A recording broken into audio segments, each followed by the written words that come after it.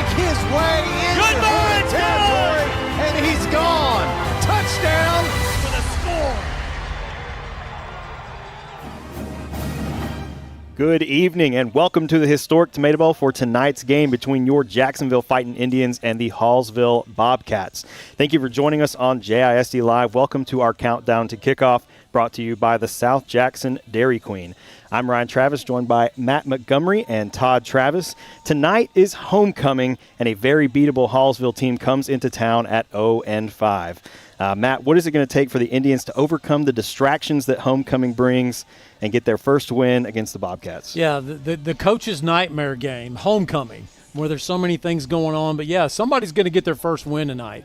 And when you look at the teams that Jacksonville has played, that Hallsville has played teams with a combined record of 18-7. Jacksonville combined 15-10. So Hallsville has a little bit of the edge. They played some pretty tough competition. They opened with Lindale. Then they played Crandall. Both of those teams are 5-0 right now. So this is a Hallsville team who's played some really strong competition.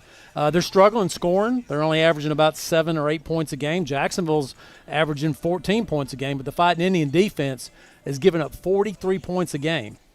And so that's something that tonight, to me, if Jacksonville's going to get their first win, they have got to play better defense. They've got to play better contain.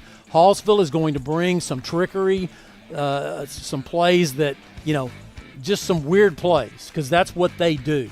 And so that's something Jacksonville's going to have to watch out for. But, again, with homecoming and all the distractions and everything, you just hope that these guys stay focused and realize this is a chance for us to get our first win and our first district win, because then you go to White House next week and you got another game that looks promising if you can take care of your business here tonight against Hallsville. Yeah, I was looking at the rest of season schedule for the Indians, and this game, really is a must-win. You hate to say that, but it really is, especially, you're not at 0-5. It's crazy to say that you are not out of playoff contention at this point. If you win tonight, you beat White House, and you pull off a win against a Mount Pleasant team that you said has played teams in their non-district schedule that are 20-0. Yeah. So they've played a very strong schedule. Yes, they have. If you can beat those three teams, you're in at the fourth spot. And unfortunately, I've used this example a lot in the last few years. In 2003, Jacksonville was 0-5. And then they won 5 in a row and won the district championship. And that was the Adrian Peterson senior year in Jacksonville. Went 5-5. So is it possible? Absolutely. Okay. And so it can happen, But, of course, Jacksonville does have – as crazy as it sounds, it can happen if guys pull it together. And, of course, that was an injury-ridden team in 2003. That was a long time ago, I know. But it can happen. Jacksonville, of course, last week struggled against a really very athletic Nacogdoches team. They had a Division I receiver out there and another Division I slot guy.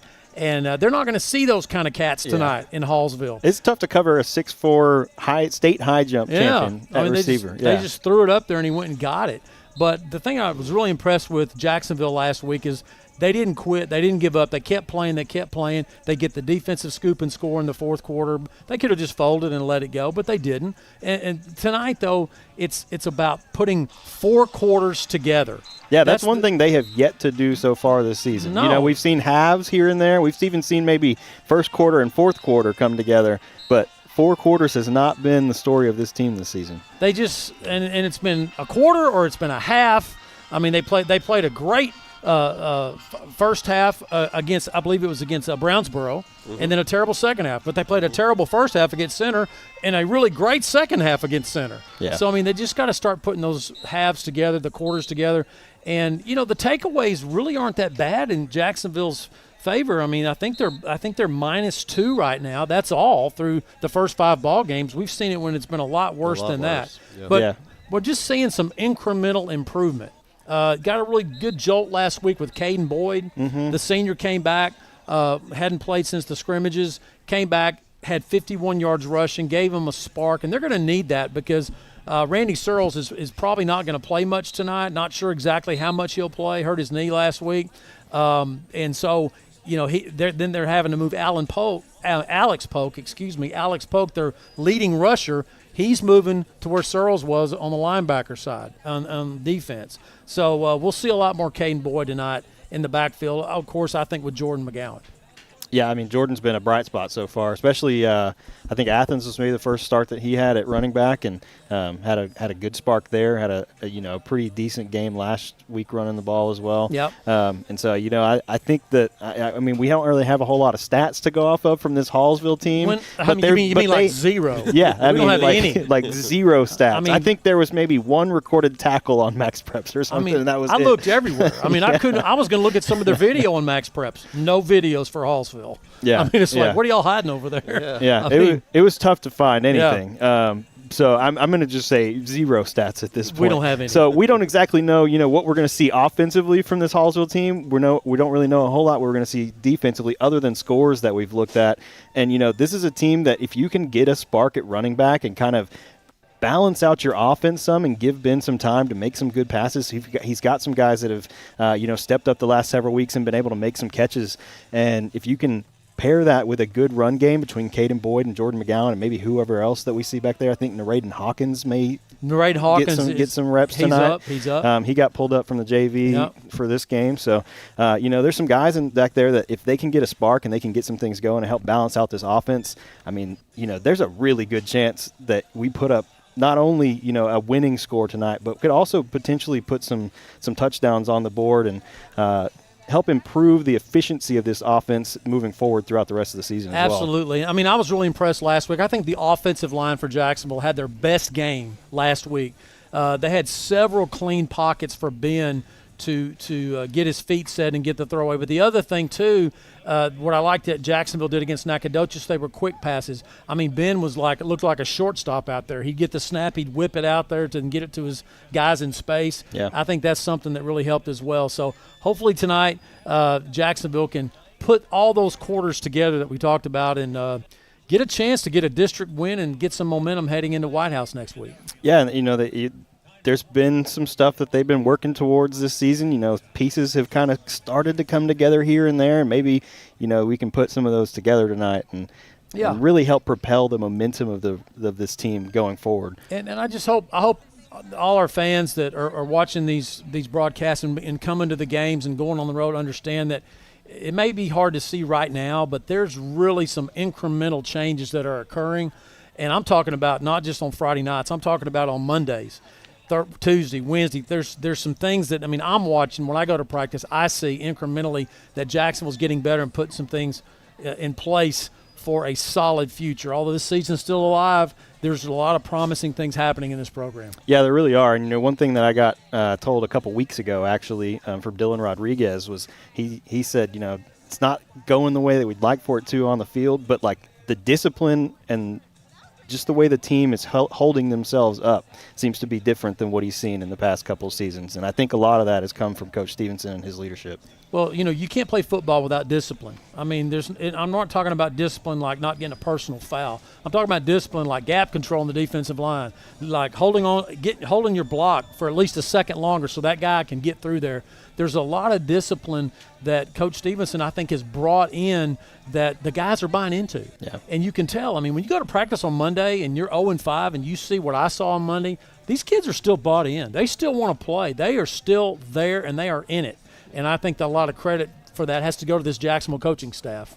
Absolutely. Let's go ahead and take a look at our Spotlight Player of the game. This week's Spotlight Player is Harrison Penn. Harrison is a senior linebacker for the Indians. And last year, you saw Harrison at safety. This year, he's made the switch to linebacker, where he's been a big part of the defense this season when he's been healthy. He did miss a couple games, unfortunately, and he was definitely missed because he is a big vocal leader. He's often seen directing the defense. He's a lot of fun to watch on Friday nights because he plays with a lot of heart, and he's not afraid to deliver a big hit. So make sure to keep an eye out tonight for number 10, Harrison Penn. Harrison's a coach on the field. He's a guy that you want out there that, he's not blessed with the size that you would want, but he's in the right place at the right time. And in football, when you're in the right place at the right time, that's all you can ask for. And he's a physical kid. He'll get after you, but he's such a leader and he's such a coach on the field. Absolutely. Definitely keep an eye out for Harrison tonight. And up next, stick with us after the break. We have legendary head coach of the Jacksonville Indians from 1991 to 2002, Danny Long, joining us. The big dog. Absolutely. We call him the big dog. So we'll take a short break. Stick with us, and we'll be right back. We'd like to say thank you to tonight's team meal sponsor, the Peacock Law Firm. Thank you for your valued support of Jacksonville athletics. At the South Jackson Dairy Queen, every day is a treat. Cool off with your favorite blizzard, celebrate big with our famous ice cream cakes, and stop in to see the friendly staff who make every visit special. Dairy Queen, where happy tastes good. Life insurance that meets your needs now for when they need it most. With help from your State Farm agent. Call State Farm agent Jeremy Harmel in Jacksonville today. Like a good neighbor, State Farm is there. Get a quote today. Since 1953, Hubert Glass Oil has been servicing the Texas market with the finest quality fuels and lubricants. Each batch is crafted with precision and quality tested by our in-house lab. Whether you're on the road, on the farm, or on the job, we have the right product for your needs. This glorious Whataburger is yours. A few minutes ago, it didn't even exist. Why? Because every Whataburger is 100% fresh beef and made to order. That means we didn't start cooking it until this exact moment, right here, when you ordered it into existence. Whataburger, just like you like it. I'm Matt Montgomery. For over 40 years, my business has helped people manage their money and organize their financial life. I'm a registered investment advisor with the state of Texas and chartered financial consultant. Whether you need portfolio management or comprehensive financial planning, I can help you. Call me for a free consultation. Welcome back to our countdown to kickoff. We are now joined by the winningest head coach in Jacksonville football history, Danny Long. Coach Long was the head coach for Jacksonville for 12 years from 1991 to 2002. During his 12-year stint in Jacksonville, the Indians won 94 of the 141 games he coached, which gives him records for most total games, most wins, and the highest winning percentage at 67%. In 12 years, Coach Long took Jacksonville to the playoffs 9 times, and 4 of his players went on to play in the NFL. Coach Long, we're excited to have you with us on Homecoming. Thank you for joining us. Yeah, you bet. It's always fun to be back in the Mater Bowl. Absolutely. So I kind of want to kick this thing off with a question for you, because when you came to Jacksonville, Jacksonville was a struggling program when you got here. So what do you think are some key things that you did that really helped turn the program around? Well, number one, when you're coming to a place where they had done it before, there's always that thing in the back of your mind where, this could be done again, So there were some dads in town that had played, and so they had been here. But I would say the biggest thing is that we had just came from Marshall, where it had never been done. And I'm talking about winning the state championship. It had never been done before. It hadn't been done since. And so I just had to stay true to myself and what I saw there. Everything that was right, we wanted to make sure that we did. And that's hard sometimes, especially when you're coming into new places, So I would say we just stayed true to ourselves. Came into a good situation, I thought, when I saw the film of, I was going to say video, but it was film, 16 millimeter. When I saw the film of the previous years, though, you had some really talented players, Cleaver, Xavier, I think his name was Robinson. You had some really good players in the immediate couple classes before them. And so, when you're young and you know everything, you just think there's no way that you're not going to do it. But I would say staying true to ourselves and true to the program, and that's difficult coming in new, because the first thing you worry about is, are they going to spit it up? Are they going to just going to reject it? It's too much too soon, and but having great coaches with me to help us stay the course.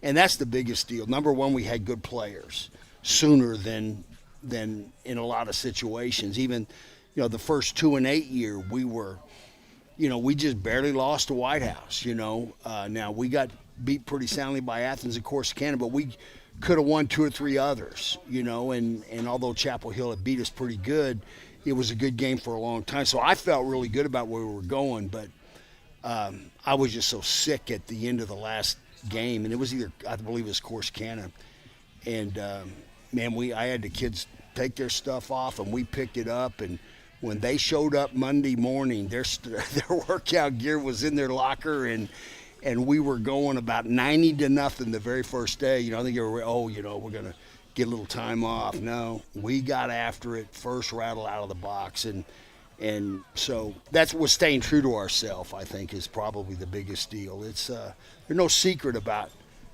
football. It's hard work, and the only way you get any better at it is by blocking somebody else Monday, Tuesday, Wednesday, Thursday, tackling somebody else Monday, Tuesday, Wednesday, Thursday, and they want to put all these rules to be careful. You can't be careful and be good at football. Mm-hmm. It's a game of physical play, and you got some tough kids here, and they bought in, and we got after it. Was there anything specific? I know one thing that Paul, or as you like to call him, Thumper. Yeah. That one thing that he was telling me the other day was that you'd made shirts for everybody, I think, that said "Play to Win," if I'm remembering what he was telling me correctly. And I know you guys had won the state championship in Marshall, so was there anything there that was just like a winning mentality kind of thing that you brought that helped, turn the program around? Because I know that was probably a struggle with the team before you got here, was just having that ability to finish out a football game and win, and that's something that we've seen from this team as well. Well, sometimes, without being critical of any situation, kids don't always play to win. They play because they want to go to the pep rally. They want, our situation, they wanted to wear a white shirt and a tie on game day. They play for all the other stuff, and you've got to make everybody understand we pay a lot of money for these scoreboards. That's important for it to come out on the good side of the scoreboard. And there's a difference in playing to play and playing to win. And so that's how we cranked up the off season with them. And it was probably as traumatic for them initially for the first 2 weeks. Gruber and Bax, all them guys, they look at me like I lost my mind, and I said I couldn't go through another season like that. Mm-hmm. I can take losing, but I can't take losing when we're not playing to win. So, and there were some guys that they were trying, but if you haven't put the work in, you haven't put the time in, it's just hard. It's just hard to snap your fingers and get things going, but. And it was a special bunch of kids too, those kids, Thumper and Patrick Cross, Baxter, Gruber, Farmer. I go back and think about all those kids, and man, I don't know if I would have played for me. It was not a pleasant time most of the time, but they saw through it. They saw through it, and they fought through it, and it was. Puts goosebumps on my arm thinking about those kids, man. It was a great, we're going to remember other people, but then that first bunch, they were special. Yeah, that's awesome. So, Coach, one thing I've always heard about you is the lasting impact you had on the men you coached. If you could pinpoint one thing, what would you say you did that stuck with them? Wow, that almost made me cry reading that. I get in today's world of social media, I'll get a text, a DM, I'll get tweets and stuff from kids that are men now. They got their kids, and and not always just the ones that played and had a great experience with it. I had one from a young man that we couldn't see eye to eye on playing, and he just talked about how he gets it now. And that just melts your heart when they say stuff like that. I'll get a call. I got a call from a young man. I was athletic director in Conroe, rough day, lots of stuff going on. I get a call. I look, and they said, Coach Long, Jared Fuller is on the phone. He says, you know who he is. Well, Jared was a little inside receiver, played for us, I forget what year, but it was with Jamie Hightower and those guys. And Jared said, hey, Coach, I just want you to know I get it. I get it. And what's up, Jared? No, Coach, I just want you to know I get it now. I'm raising a son. I get it now. And man, that's when you know that'll knock you to your knees when kids tell you stuff like that. And so I would just say, now that they're old enough to mature, everything that my in-laws, my father-in-law, my mother-in-law told me was right. I didn't do any of it, and I drove them crazy. But if I would have just listened to them, everything they told me was the right thing to do. And why we do that as men, I don't know, And while you're telling them what to do in the middle of it, why do I have to do another push? If I have to run up that hill one more time, Coach, I can't do it. Say, you're going to do it. And me holding and being true to myself, making sure you do a little bit more than you think you could. And then when they get old and they've got kids and they say, wow, I get it now. I get it now. So I just, and I truly love kids. I truly love, I believe that extracurricular activities, other than the United States military, are the best teacher of character traits that young men and young women can get. Now, I think the United States military is by far the best, but, and some of these, some kids nowadays, believe it or not, it may be the only time they hear that. They may be the only time they have discipline.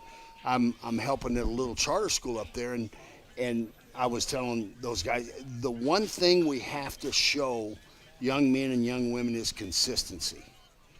We got to be the one place in their life that everything is the same way. It may be harder than everything else, but it's always the same, and they're not going to give on it. You're going to come in, you're going to hurry up, you're going to be here 2 minutes before the bell, and you're going to turn your tag, you're going to be lined up, you're going to be ready to go. The hand's going to be small of your back, you're going to be ready for this. If you're not, you're going to do push-ups until I'm tired of saying up, down, and they get it when they get older. It just staying true to yourself, staying true to your commitment to, just make them believe they're a little bit tougher than what they really are. Yeah.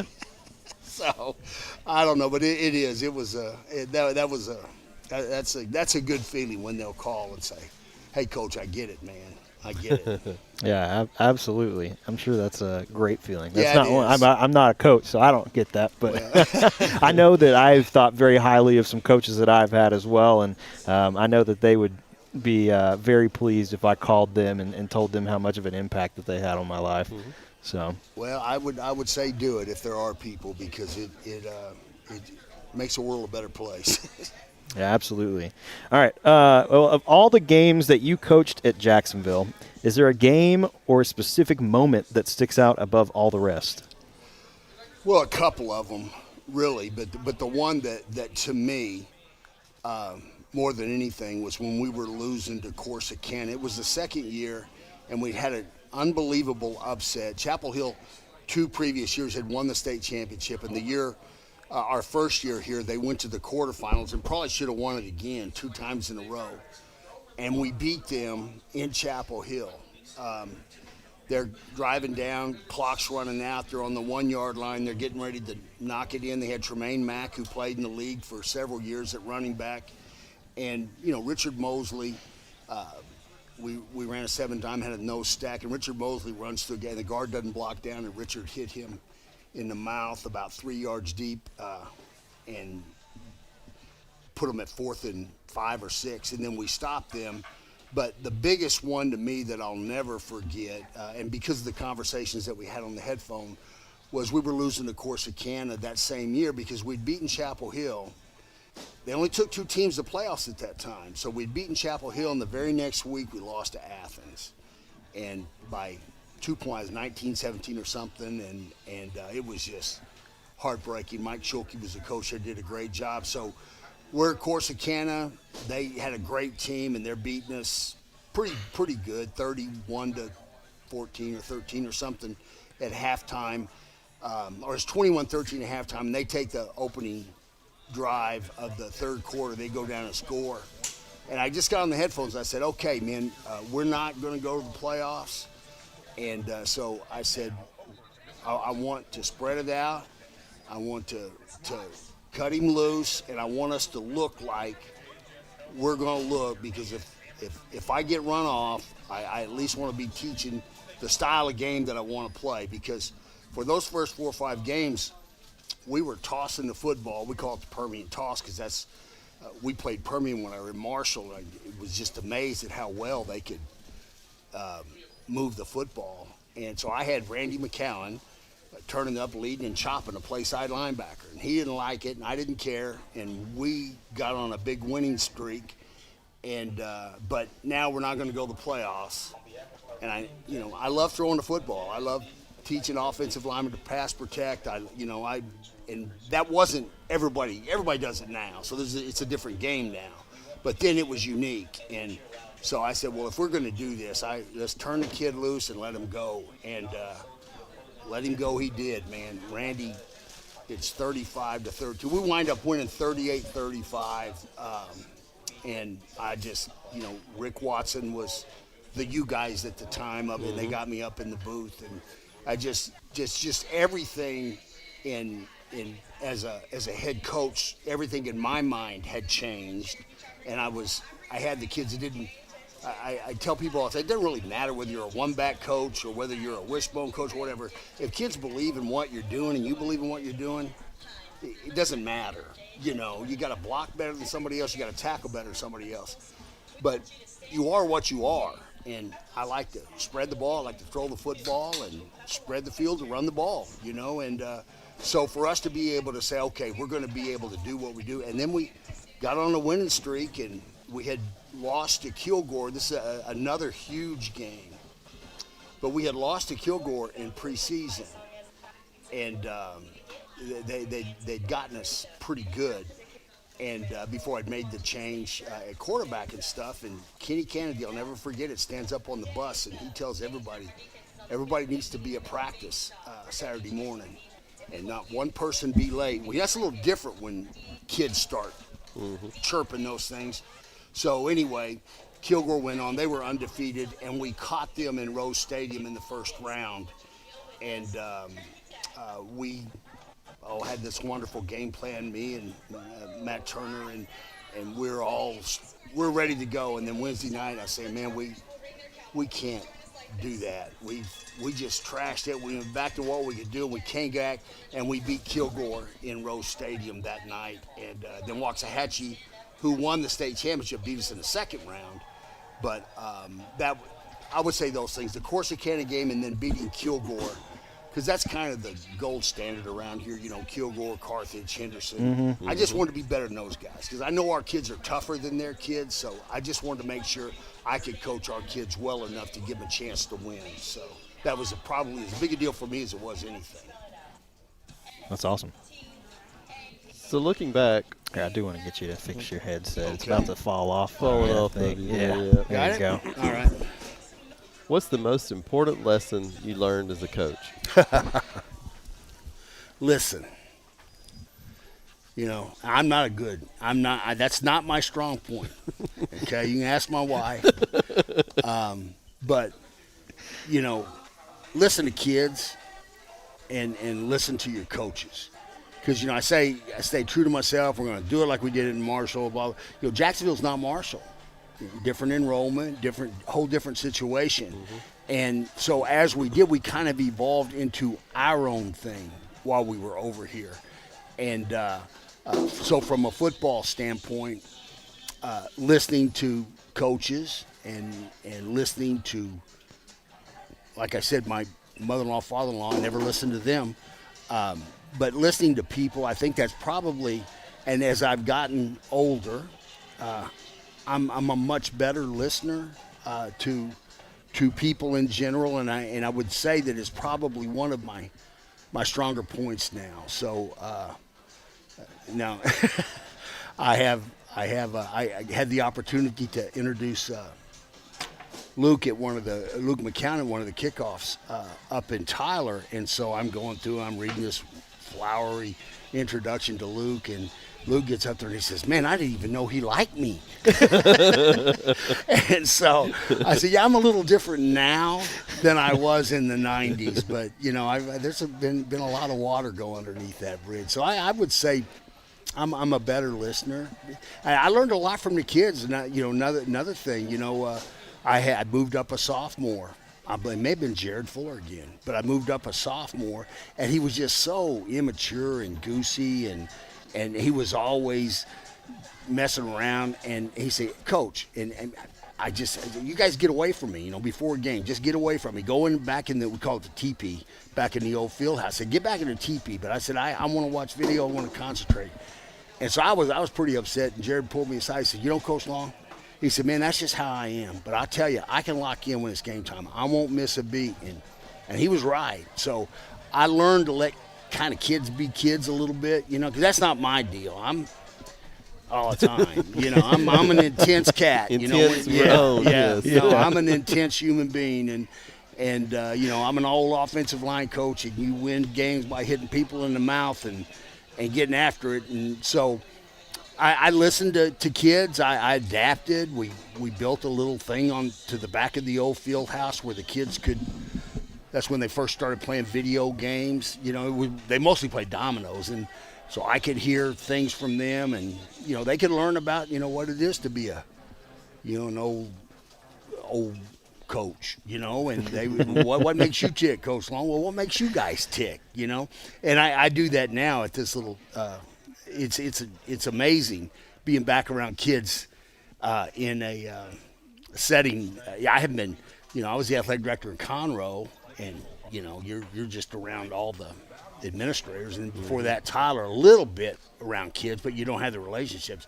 So now I'm back up here, and I'm in an off season with kids, and man, it's fun. It's fun, and I get tired real fast. But anyway, I really enjoy it. So I listening and learning from kids, and I still feel like I'm 37 years old.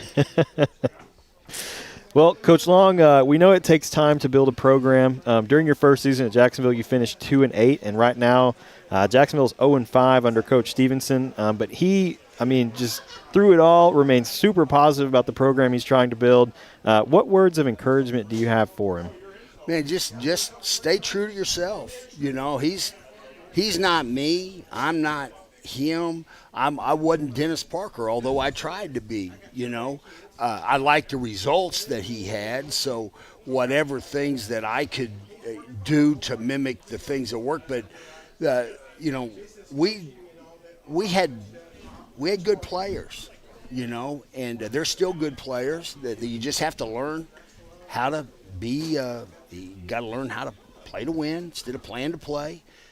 You've got to learn how to work a little harder than you think you ought to, and that's a process. It takes time. You used to tell the kids a story, all the time. You stick a frog in a boiling water, and it's just going to die. But you can stick a frog in a beaker, and you can turn that up 1 degree a day, and it'll be boiling water, and that frog will just be swimming his tail off. So you just got to turn the heat up a little bit every day. We had first period athletics when I was here that fit us well. And, every year, each class, they would start 1 minute early. Instead of coming and getting ready to go at the tardy bell, we came at the passing bell. And then the next class said, well, Coach, we want to come a minute before the passing bell. So pretty soon you're 5-10 minutes before the passing bell. Well, you took that, and I did a show the kids, you take that 10 minutes extra that you're coming on your own. I wasn't breaking any rules. It was up to them. Didn't punish anybody if they didn't make it, but one of them players may punish them, but, we got an extra 2 weeks worth of work just by coming 10 minutes early, and we broke stuff down like that, and you show kids that, wow, that makes sense, Another thing with them, now that they're adults and they say, boy, Coach, it really stuck. I felt like we did a good job. We taught character education from a book, Coaching to Change Lives. But, why is it important to be respectful? Why does being accountable matter? Well, you guys respect me, respect Miss Goen. Mm-hmm. Go respect your teacher. Respect Miss Gracie. Give them the same respect you give us, and your life's going to be a lot better. Mm-hmm. So, anyway, that I would say that, it's the great kids and great coaches. And I would say at any time you have somebody, no matter what the situation, if they're not rolling the boat in that direction, sometimes you have to say, it's not for everybody. Right. And that's that's the thing that I remember the most, are the ones that I say, I'm sorry, but you just you can't. You're not going the same way we are, and that's the hardest thing you have to do. But man, piece of advice is there's tough kids here. There's great kids here. It's a great community. They can win, and they will win again. It's obvious that the kids are paying attention. The kids are locked in. They know he genuinely and sincerely cares about them. And I would just feel good, if I had a child going through the program right now. I watch you guys, and whenever, even on my phone, if I'm on the road or something, I always watch my Indians, man. My heart is here. Still in Jacksonville. Oh yeah, man, no doubt. This was a good place for me, my family, my career. These kids were as better for me than I was for them. I'll tell you that much. So. Well, I think y'all had a lot of attention to detail.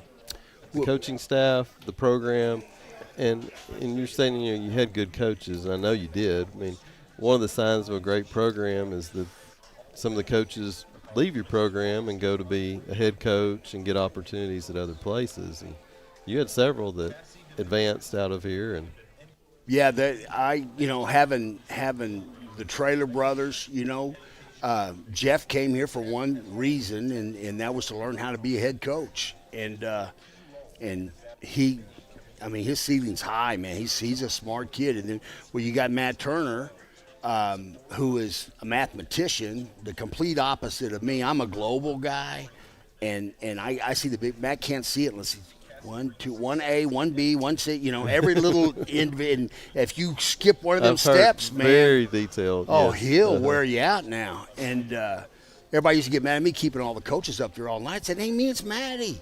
He got to have the answer to every question." So, but we were a great team, a great combination. Jeff's a lot more like my personality, but their success is just unparalleled, and I think he's the best coach in the state of Texas. I just no matter what level you want to pick, I don't think there's any better. If I had a child wanted to go, I don't know I guess they're now employees. I don't understand any of that stuff. Don't care to, but I know this: Jeff Traylor, Matt Turner, Kurt Traylor, they're going to find the best way, the most efficient way to coach football, and they're going to love kids, and they're going to expect a lot of them.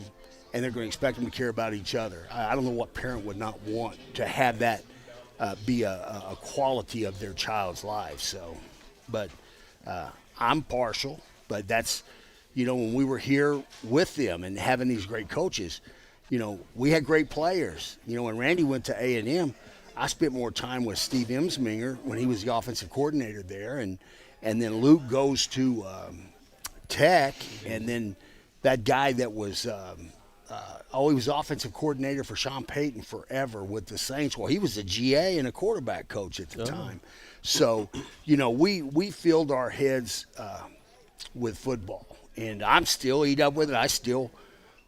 I have a huddle thing where I watch my 6 Conroe high schools, and I'll watch Lee and John Tyler. Over the course of this week, I'll get everybody just where I can see what they're doing. And because they'll call me, "Hey, Coach, what do you think about this? What do you think about that?" And so I've stayed glued into football, not at the detail like Coach is. Unless you're with those guys Monday through Thursday, you don't know what they're going through. I don't know what they're going through. Right. And so I would beg people to give the coaching staff a break, that they want to win just as bad as everybody else. And but there's just things you have to work through.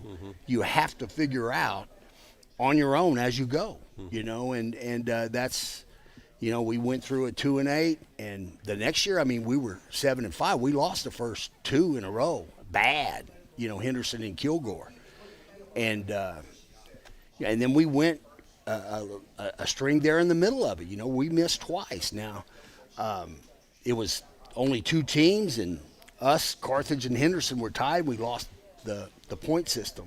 Those 2 went instead of us, but that's my fault. Didn't do a good enough job, Cole. We should have lost to Henderson. So, you got to live and learn. Take the accountability on yourself, and surround yourself with people smarter than you. For me, that's not hard to do.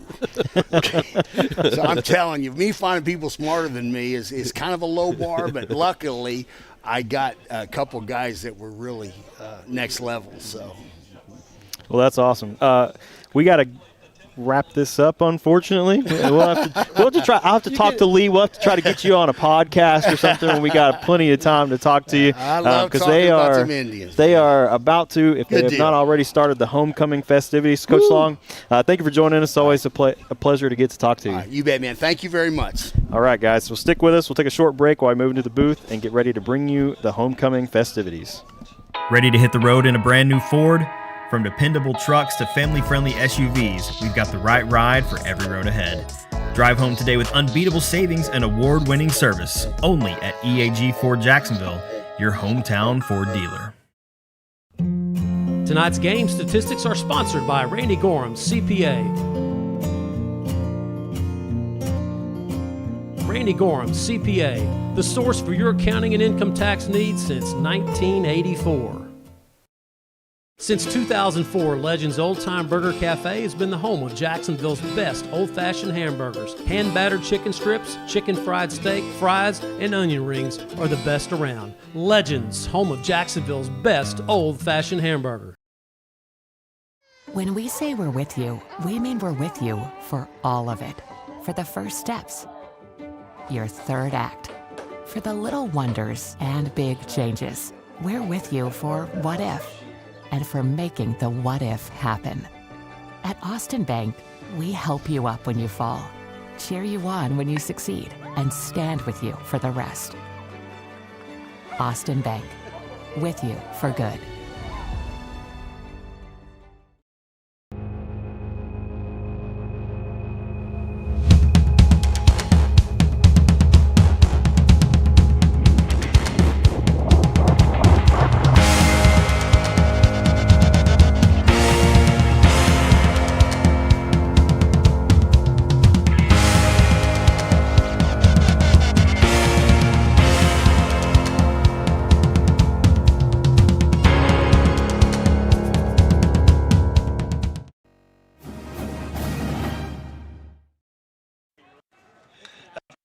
JD plans to attend Texas A&M University or Texas University to pursue a master's in business management. JD's favorite memory about his time at JHS is during his junior year. The cross-country team made it to regionals, and they jumped into the pool at the hotel, creating a huge whirlpool. JD says what he will miss most about high school is the people he grew up and met along the way, as well as all the amazing teachers he has had. JD has several hobbies, which are fishing, pickleball, working, hanging out with friends, family, and the pickleball group chat. He also enjoys going to church and spreading the word of God. Ladies and gentlemen, your first King Bible.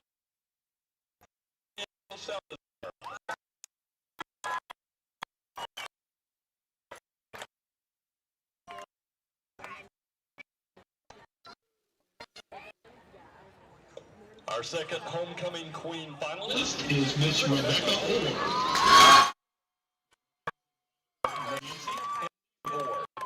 During high school, Rebecca has earned numerous awards, which include being the Cherokee Charmer captain for 2 years, Miss Spirit her sophomore year, and Miss Sunshine and class favorite during her junior year.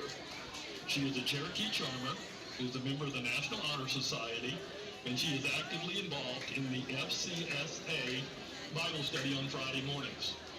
Outside of school, Rebecca is a member of the Cornerstone Baptist Church. After high school, Rebecca plans to attend a university to pursue a degree in dance science to potentially become a physical therapist and serve as a missionary sharing the gospel or ministry in a church. Her favorite memory from high school is Spring Show 2025, when the Charmers danced to Made for More. What Rebecca will miss most about high school is seeing her friends every day. Hugs from Miss A and Miss Pinkston, and all the high fives from Mr. B and Coach Orr. Rebecca's hobbies are reading the Bible and spending time with her family. Ladies and gentlemen, your second queen finalist, Rebecca Orr.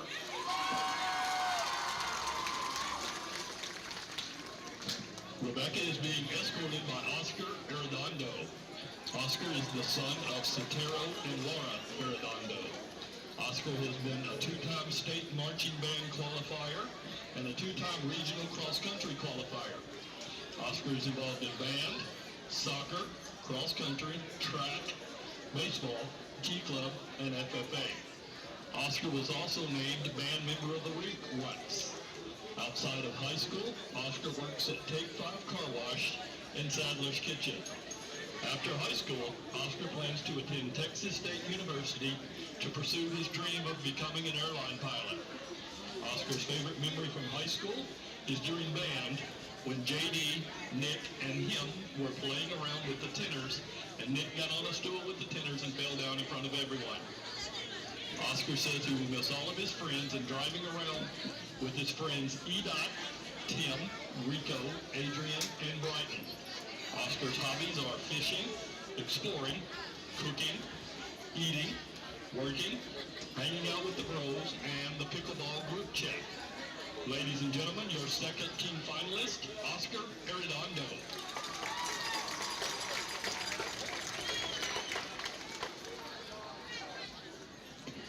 Our third homecoming finalist is Miss Jessica Rangel. Jessica is the daughter of Maria and Romero Rangel. During high school, she received all district academic awards for volleyball. Jessica is involved in volleyball in school. Outside of school, she enjoys hanging out with her cousins, spending money, and going shopping. After high school, Jessica plans to attend cosmetology school and travel. Jessica's favorite memory from high school was during her sophomore year at lunch. When her table, they would be the loudest ones talking and laughing. Jessica says what she will miss most is going to her favorite teacher's classrooms to talk to them about life. One of her favorite hobbies is to go on long runs. Ladies and gentlemen, your third queen finalist, Jessica Rangel. Jessica is being escorted by Keyshawn Claiborne. Keyshawn is the son of Taisha Claiborne and Gerald Lynn Attaway Jr. Keyshawn has earned his certification for floral design. He is a member of Key Club, Art Club, and he played football during his freshman year and has been a member of FFA for 4 years. Outside of school, Keyshawn works at McDonald's, hangs out with his friends and family, and loves spending money. After high school, Keyshawn plans to attend the University of Houston with a major in business management, and he also plans on becoming a YouTube content creator. Keyshawn's favorite memory from high school is finding his forever friend in his sophomore year in Coach Washburn's class. What Keyshawn will miss most about high school is going to the DC to mess with Miss Reagan and getting his daily lectures from her. His favorite hobby is playing outside with his dog Roscoe and his friends Ruby, Ethan Nava, and his cousin. Keyshawn also enjoys working out. Ladies and gentlemen, your third team finalist, Keyshawn Claiborne.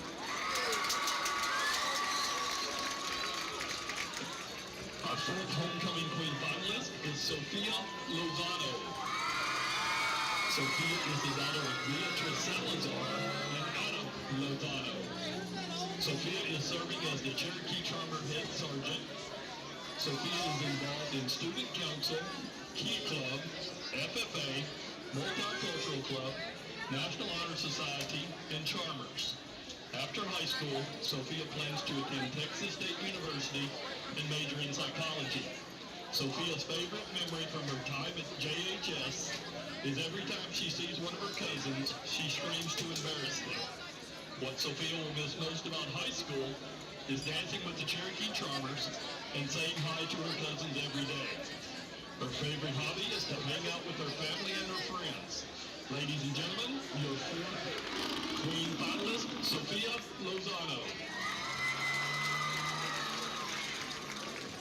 Sophia is being escorted by Carol Cardenas, also known as KC. Carol is the son of Denise Ariano and Lorenzo Cardenas. KC has been awarded several honors throughout his high school career, such as Utility Player of the Year, a two-time first-team All-District player in soccer, a captain for 3 years, and is a first-team All-District punter. KC is involved in soccer and football. Outside of school, KC enjoys helping out at his church and playing with Manchester.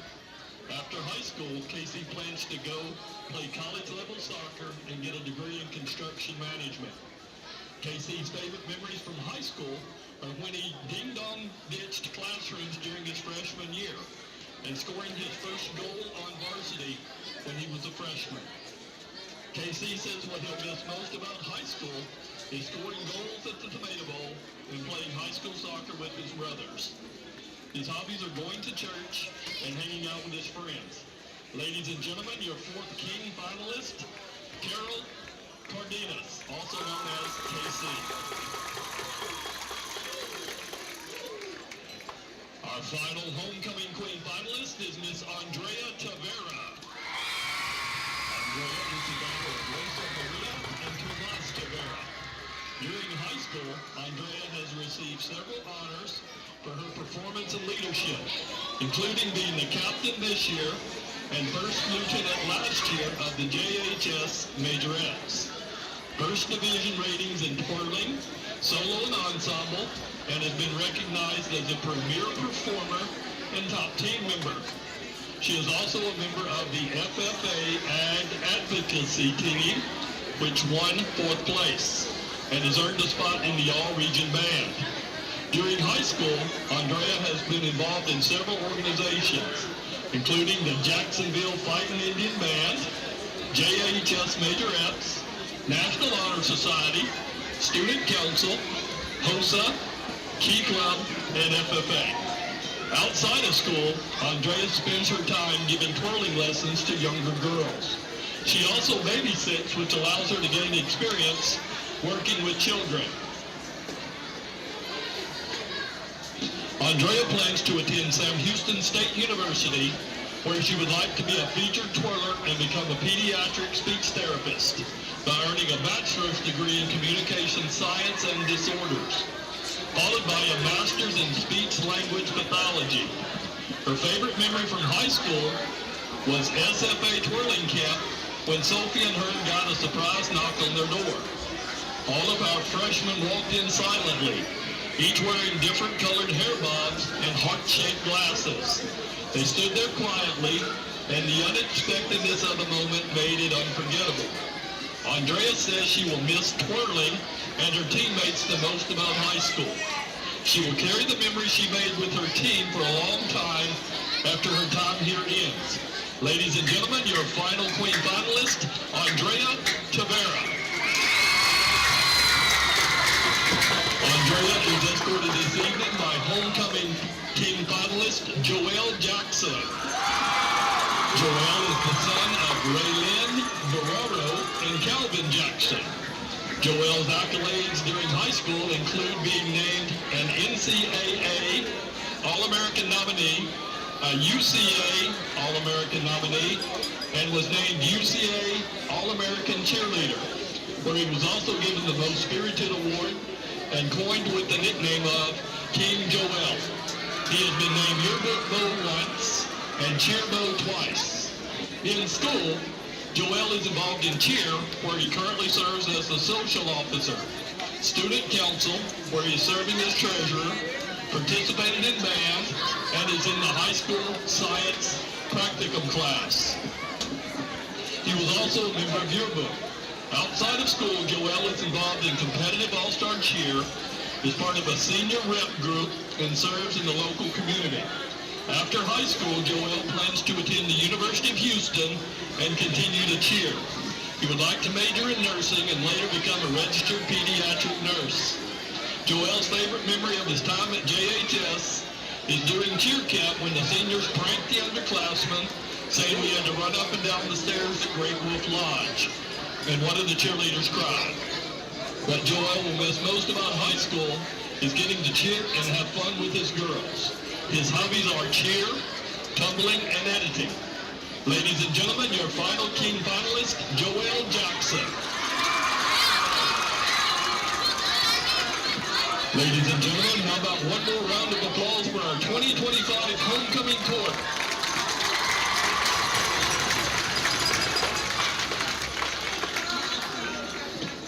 And now for the moment that we've all been waiting for. Your 2025 JISD homecoming king is...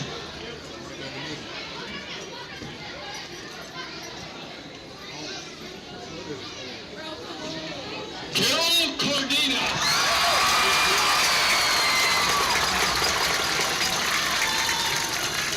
And finally, your 2025 JISD homecoming queen is Andrea.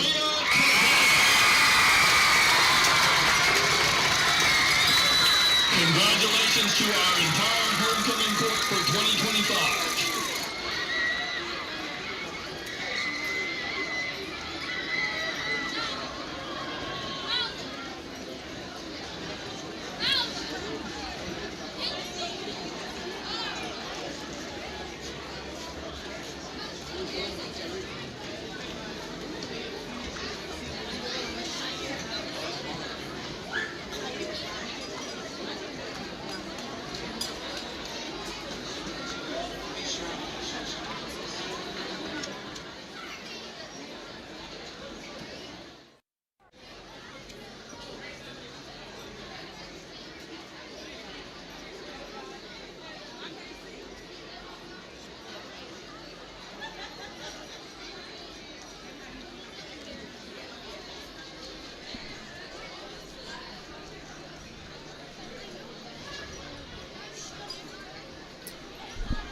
Congratulations to Carol Cardenas and Andrea Tavera for being named Homecoming King and Queen. And now let's send it over to hear from head coach Monte Stevenson on this week's Inside the Huddle, brought to you by All Smiles Dentistry.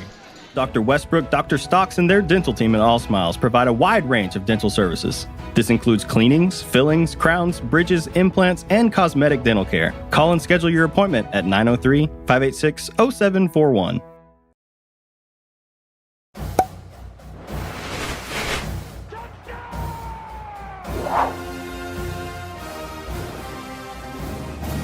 Welcome to Inside the Huddle. I'm Matt Montgomery, along with head football coach and athletic director Monte Stevenson. Jacksonville opened district play last week in Nacogdoches against a very talented team, coach. We know coming in that they had some cats.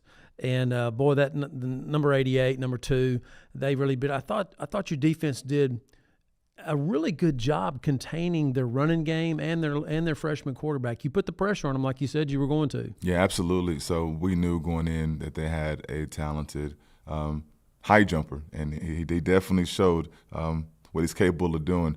So the plan was to slow him down and to stop the run.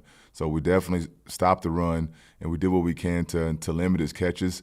But the balls that were thrown his way that were 12 feet in the air, that just gave him an opportunity to do what he does, which is high jumping, was to their benefit. So they had a really good game plan. We didn't expect them to do what they did. Hats off to Nacogdoches. They are a talented football team, but I am happy about the way that we did some things throughout the game, stopping the run and then limiting what he could in the second half. I mean, there is something called physics where you just – a guy defies gravity like that. And I felt tough for CJ because he was on them just as did the best that he could. And he was so frustrated because what do you do when a guy high points the ball 6 feet above your head? No, it's tough. It's tough. And then a lot of those calls that we got, they were going back and watching film, they were not pass interference. He actually held CJ and wrapped his arm around CJ, and then when the ball turns around, CJ can't locate it, but he does, and then he out jumps him. But it's okay. He'll get it fixed. We don't get calls in Nacogdoches. Those are tough. Those are tough to get down there. So, but all in all, Coach, again, another football game where we see incremental improvement. You see things that are happy. You see things, like Malik at the end of the game and getting the fumble. scoop and score. Not quitting, continuing to play hard. Absolutely. It's always going to be that same message. Continue to keep fighting, and those kids did. So it's going to be the same message. I'm very proud of them, and now looking forward to using what we've learned in that Nacogdoches game and using that towards Hallsville. Several highlights in the game. Let's take a look at those right now. Jacksonville versus Nac. So here's a reverse to the guy we were just talking about, Lockett, number 88. Here's Malik. Very proud of him, staying outside. Here's Mario flying into the backfield for a sack. Mario just having a whale of a senior season. Absolutely. He's leading our team in sacks right now. He's done a lot of things well. And here's Caden Boyd's first varsity carry. Proud of him. Very hard runner. 10 yards right there. There's a big pitch and catch. Ben finds Bubba Suarez-Mosley for 37. That's a good pocket. Good job being patient and finding them down the field. It's a good ball, good catch. And here is the touchdown, Ben, back to Bubba. Nice. I like the way he went down and got that ball. And here's the onside kick to start the third, Coach. This was really impressive. Yeah, we needed some momentum, and actually that wasn't my decision. So Juju's like, hey, Coach, let's do this. I said, okay, let's do it. Let's get it done, and then we got it back. Yeah. Look at Makai here with a pick. Just jumped the route. He's getting better every week. Here's a little screener to Ben, from Ben to Caden for 15. Nice little pop there at the end. Jeez. Yeah.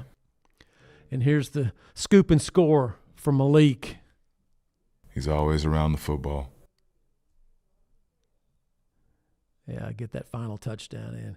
Coach, Hallsville comes in this week. It's homecoming, and I don't have to tell you how busy it is. There's a lot of things going on. Can talk a little bit about how you and your coaching staff have had to integrate all these activities, all the things that are going on.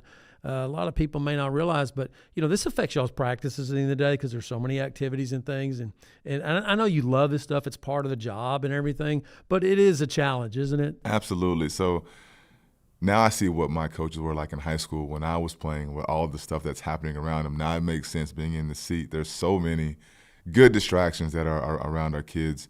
And we have to make sure that we are preparing them as much as we can for the football game. Like we got a parade that's coming up, so we're gonna have to shorten down our practices on Wednesday, to get our kids, enough time to, get them on the trailer and get them downtown. So that means that our Monday and Tuesdays today practices are going to be a little bit longer because of how short the days are going to be on Wednesday.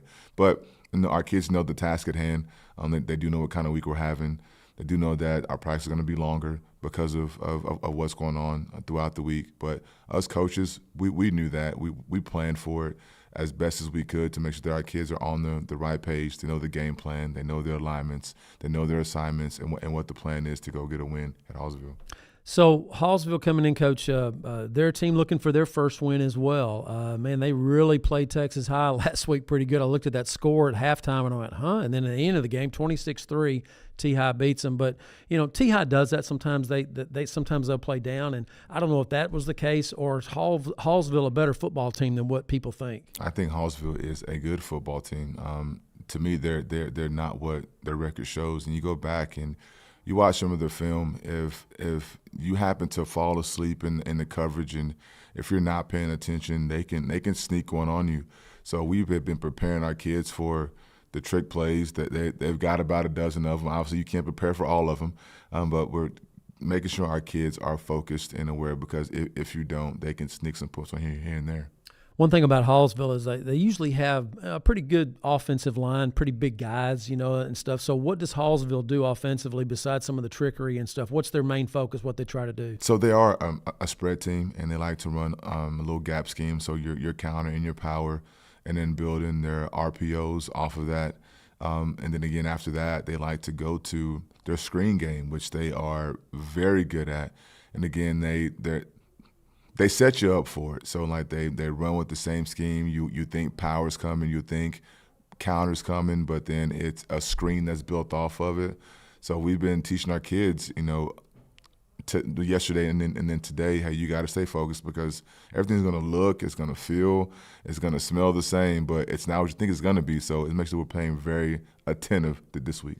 You played some teams like I mean, you knew what Henderson was going to do. You knew how Athens and Nacogdoches was going to throw to the big guy. We talked about that. But you don't know with Hallsville. They're kind of an unknown. That's about players staying home and reading their keys and making sure they don't bite on stuff. Absolutely. So they don't have a kid like Nacogdoches has, or a kid that Henderson that we've seen.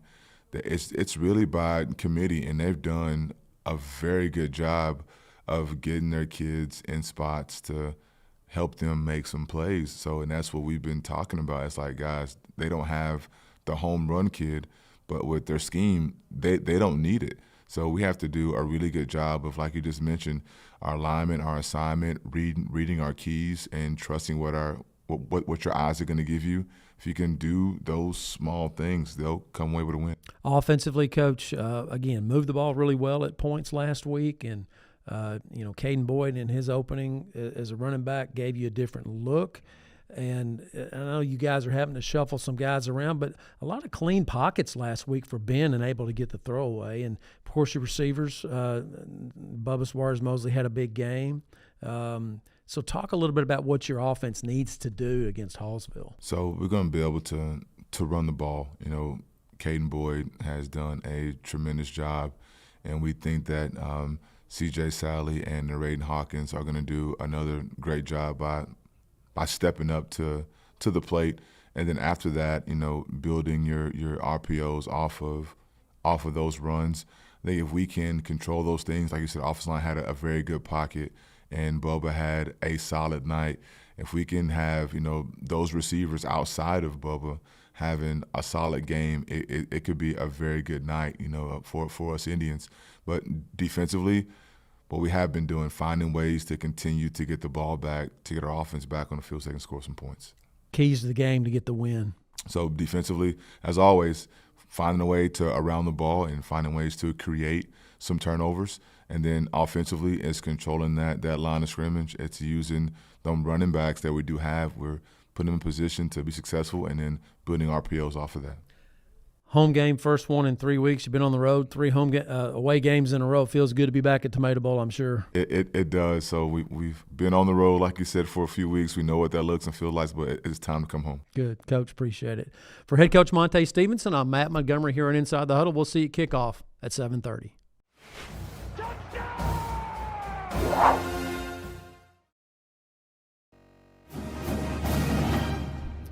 Welcome back to the historic Tomato Bowl. We're about 12 minutes until kickoff, and had some stadium walk action happen just a moment ago. Sorry we missed that once again. One of these weeks, Matt, we are going to get that on camera. It's hard to plan that. Yeah. I mean, you don't know when it's coming. They just all of a sudden you hear the crowd roar, and here comes the Fighting Indian football team coming through the crowd, something that Monte Stevenson started when he got here.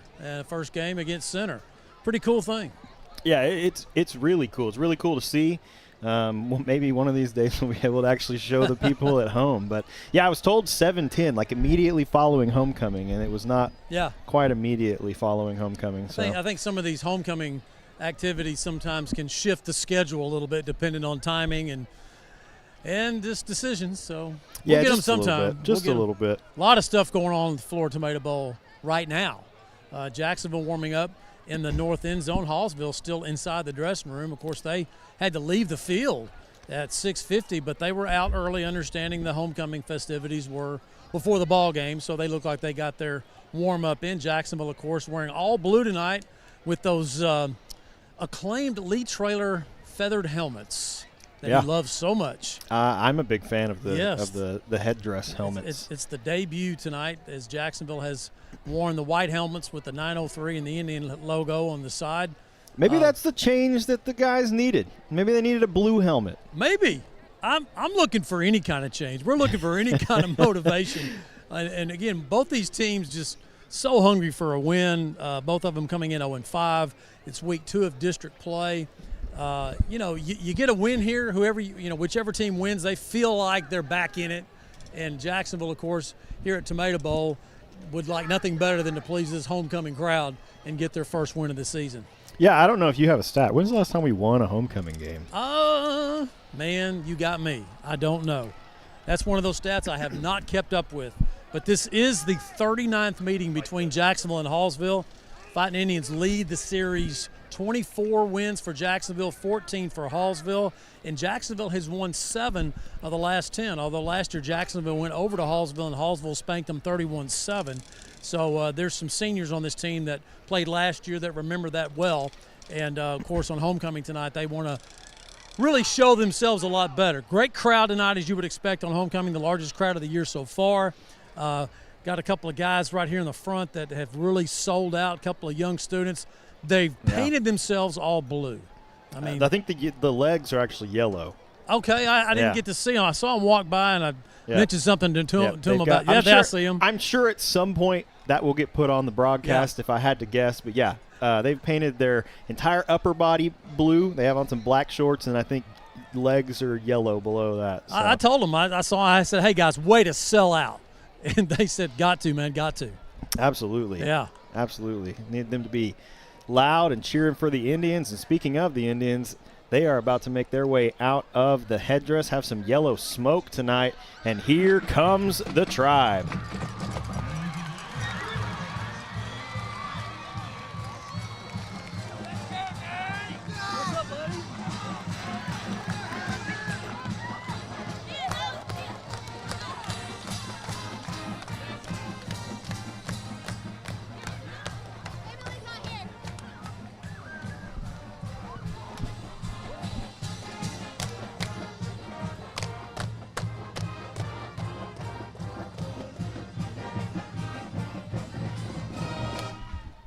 Matt, you said it. Hallsville has not made their way out of the locker room yet. You know, Jacksonville came out a few minutes early, got a little more of a stretch in. They made their way out, and we're under 8 minutes here until kickoff, and Hallsville's still in the locker room. I mean, Jacksonville has they're already lined up on the sideline for the national anthem to be played by the Jacksonville High School Band. And as you said, Hallsville, they've yet to come out. Maybe they're choreographed. Here they come. Yep, they're coming out. I think we may, I'm not positive, but we may have more cheerleaders on the sidelines than we do football players. I mean, it's all the way from the We've got middle school on one end tonight. I know. I'm loving it, man. I'm taking pictures and videos. My granddaughter's the 7th grade mascot, so they're all down here, and it's a crowd. There are a lot of people on the sideline right now between the JMS cheerleaders, the choir who's going to sing the national anthem that's not tonight. the band. Yes, the choir's going to sing the it. Flag runners, the cheerleaders, the majorettes are on the field. There's quite a crowd down there tonight. Hallsville still in their Bobcat tunnel. Nice looking run through they have over there as the gold smoke makes its way across the field, and kind of a cool look here. It's a warm night. I mean, it's October 3rd, and the last couple of games have been very, very pleasant. Tonight, a little bit stickier, a little bit warmer. Well, it is not that way in the press box. I am in a refrigerator. Oh, they got it cool up there. It is freezing. I should have brought a jacket. This is the second week in a row that in the press box I should have brought a jacket. Ladies and gentlemen, please welcome to the field our visitors from Hallsville. Hallsville now coming out as we are moving toward the 6.5-minute mark before kickoff here at Tomato Bowl. Between Jacksonville and Hallsville, two teams that desperate for a win, just to get something good going. And if Jacksonville can manufacture some things and play some good defense and make the tackles when they need it, and don't get beat deep, and all these little gadget plays they're going to see from Hallsville, I expect big things from the Fighting Indians tonight. They have the capability of being able to put some things together, I think, against a Hallsville defense that has struggled this year. And, of course, I know Hallsville's thinking the same thing because Jacksonville's given up a lot of points as well. They have. We've played some good teams, though. They've had some athletes, and there's definitely been a lot of bright spots for the defense. But they've also – I don't know exactly how much of time of possession that the defense has been on the field, but it has seemed significant through the first 5 games. It has been. And if you missed us in pregame, we were talking about the opponents, and Hallsville's opponents, they played some good people. They played Lindale and Crandall to open the season. Both of those teams are 5-0 now. They're Hallsville's opponents' overall record is 18-7 through week 5. Jacksonville's 15-10. So Hallsville's got a little bit of an edge right there on wins. But Jacksonville, of course, has played Athens and Henderson, and I think Athens has the best team they've had in 30 years. Henderson maybe 10 years or so, maybe since that state championship team back in 2010. They're really good. And by the way, they play Kilgore tonight at Henderson. That's going to be interesting. I think Kilgore's going to win that game, but I don't think it's going to be a cakewalk like Kilgore's had in their first 5 weeks. No, I doubt it. That one should be a really good matchup. I know Kilgore's had some pretty close matchups, and it looks like it is now time for the JHS choir to sing the national anthem. As they sing our national anthem.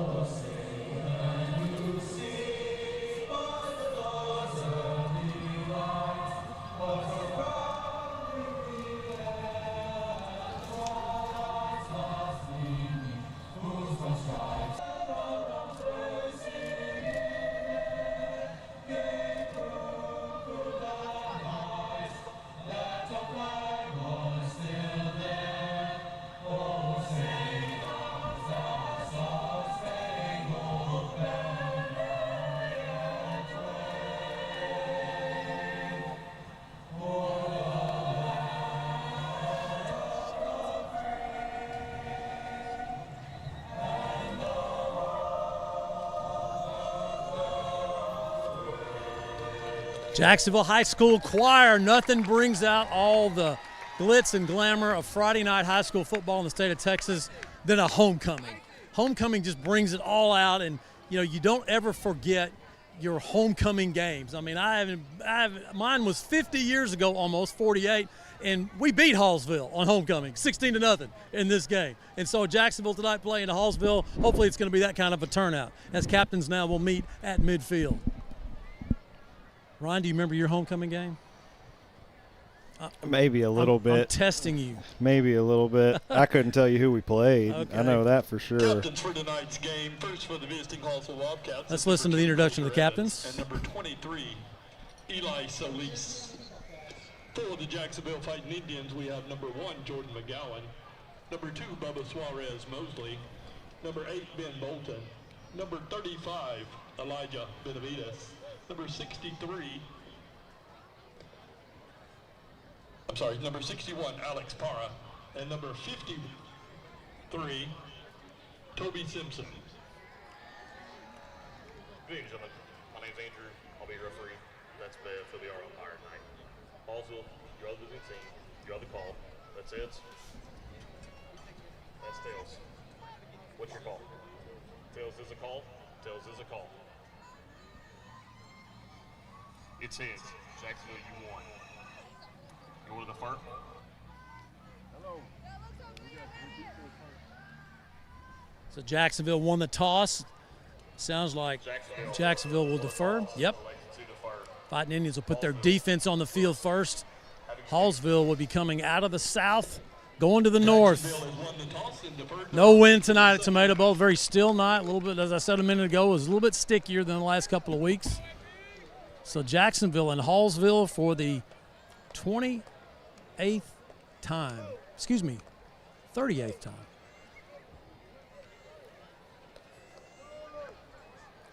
I saw KC was the homecoming king. Did I get that right? He was, yeah. And he was in a suit and tie. So did he go make the change? That's what I'm wondering. I mean, I'm sure he did. I see him down there by the kicking net. Okay. He went down there and got changed. He wanted to get the pictures right.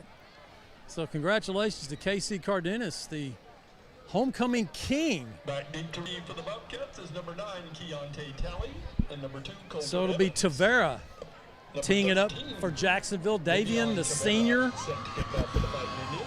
So he does the kickoff and punting for Jacksonville, and KC, the homecoming king tonight, does the extra points and field goals. So yes, he does. Dropping back for the Hallsville Bobcats. Those numbers a little bit crunchy there. Looks like Coulter Evans, and number 9, that's Kalunte Talley. We're set to go. District game number 2, Jacksonville versus Hallsville. Glad you're with us. And here's Ryan Travis. Davian Tavera boots this one deep right. Fielded inside the 5. Hallsville with a little bit of a lane, finally brought down just across the 25 is Coulter Evans. Good coverage by Jacksonville, staying in their lane. So Hallsville, a team we have no statistics about. We've already said that a couple of times. Just so you know, we really can't preview what they're going to do. I've never seen such a tight-lipped clandestine operation as having no statistics at all. I mean, usually Max Preps has all of those. And a lot of those Max Preps has. Sometimes you'll find them in the paper or something. Yeah, I haven't seen anything. There's none. Looks like it's going to be Stentavian Ewell. I'll check that. I'm trying to get these numbers down. Actually, it's number 18, Caden Wallace, the quarterback for Hallsville. 2 receivers right, 1 left to get us started here in the historic Tomato Bowl on homecoming. Wallace able to corral the high snap, quickly fires this one over to the Hallsville sideline, and pretty good pickup on first down there for. Yeah, Isaac Thomas, the defensive coordinator for Jacksonville, told me before the game that Hallsville's going to throw a lot of screens. He said they will screen us to death. And they spent a lot of time this week to the Jacksonville defense running to the football, to the side, getting to the football, getting help. Pickup of 9 for Hallsville. That'll make it second, and we'll call it almost 2. It looks like that's probably 1. It looks like about 1. Second down and 1. Trips right, 1 left. Hallsville sends a man in motion. Wallace drops back, going to fire this one incomplete off the hands of Coulter Evans. That's the screen. That's the screen that Coach Thomas said that they're going to screen us to death. And that would have been a heavy gainer because he had a lot of space to operate in, but he just dropped the pass. Good throw as quarterback Caden Wallace, the sophomore quarterback, 6'1", 160 for Hallsville, did a nice job letting the defense come to him and sell out before he throws the ball incomplete. So 3rd and 1. See if the Jacksonville defense can come up with a play here and stop this first down. 3rd down and 1 after the incompletion. Handoff goes up the middle. Evans breaks a couple tackles, moves this one across midfield, and a big first down conversion for the Bobcats. Yeah, Evans is a solid running back, 6'1", 197.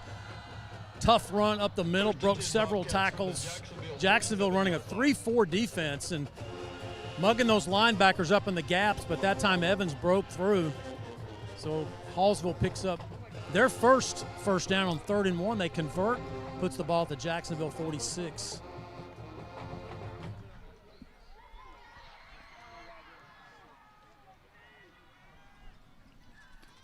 First and 10 for Hallsville. Send a man in motion. And this is number 9, Keontae Talley, who's tripped up. Yeah, Mario with the tackle there. It's him and Benavides closed in on him, and those are the 2 leading tacklers for Jacksonville. Elijah and Mario tripped him up, and Elijah was right there to finish him up. Gain of about 1 second and 9. So the quarterback for Hallsville, he claps his hands, but that's not what the offensive line goes by. The center is the one who actually calls the cadence. He says, go. So the quarterback claps his hands, and when the center says go, everybody listens for him. Interesting. Handoff going to go to Evans. Up the middle, pretty good burst from him. Picks up about 5. And I'm not sure why Evans hesitated right there. He had a big hole from where I'm standing. Just kind of stopped a little bit, did a little jump cut, really didn't need to. He'll still pick up 5. 3rd down, 4 to go for Hallsville.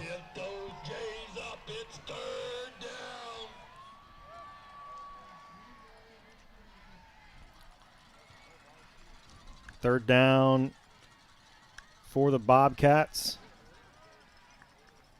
Trying to make Jacksonville jump. Now quickly up to the line goes Caden Wallace. Little change of the play. And this one's going to be handed off to Evans once again up the middle. Just short of first down yardage. So it's going to be 4th down and about 1. Yeah, Hallsville was really trying to get Jacksonville to jump right there. Hard slap. Now Hallsville going forward on 4th and 1. Hurry up here. Up tempo. Stacked backfield.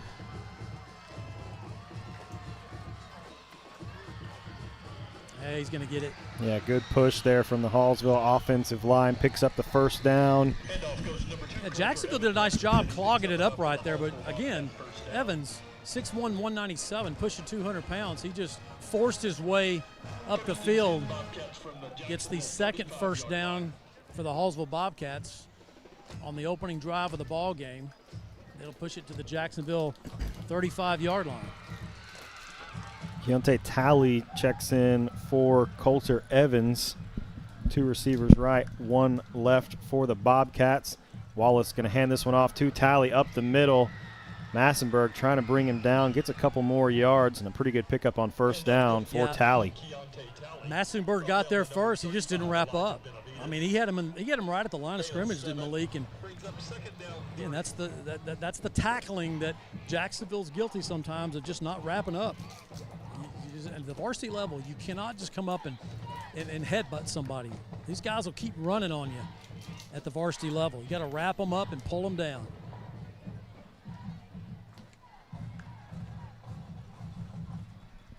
Wallace going to flip this one out to the far sideline. First down yardage on the catch from Dax Oni. May have an injury. Jacksonville, let's see if that's CJ over there on the corner, getting up pretty slow. Crockett did make the tackle right there, but now he's looking like he's holding that left shoulder. He'll stay in the ball game, but it's a first down for Hallsville at the Jacksonville 20. First and 10 for the Bobcats. 2 receivers right, 1 left. Talley still in the backfield. The handoff will go to him. Trying to find some room up the middle. Makes a cut, pushes forward, and he'll pick up about 5. Yeah, there's a real good push by this offensive line of Hallsville. Jacksonville's just not plugging the gaps. The line is just controlling the Fighting Indians so far. And solid running backs, no doubt, for Hallsville, but Jacksonville's just, their gap control is suspect right now in this opening drive.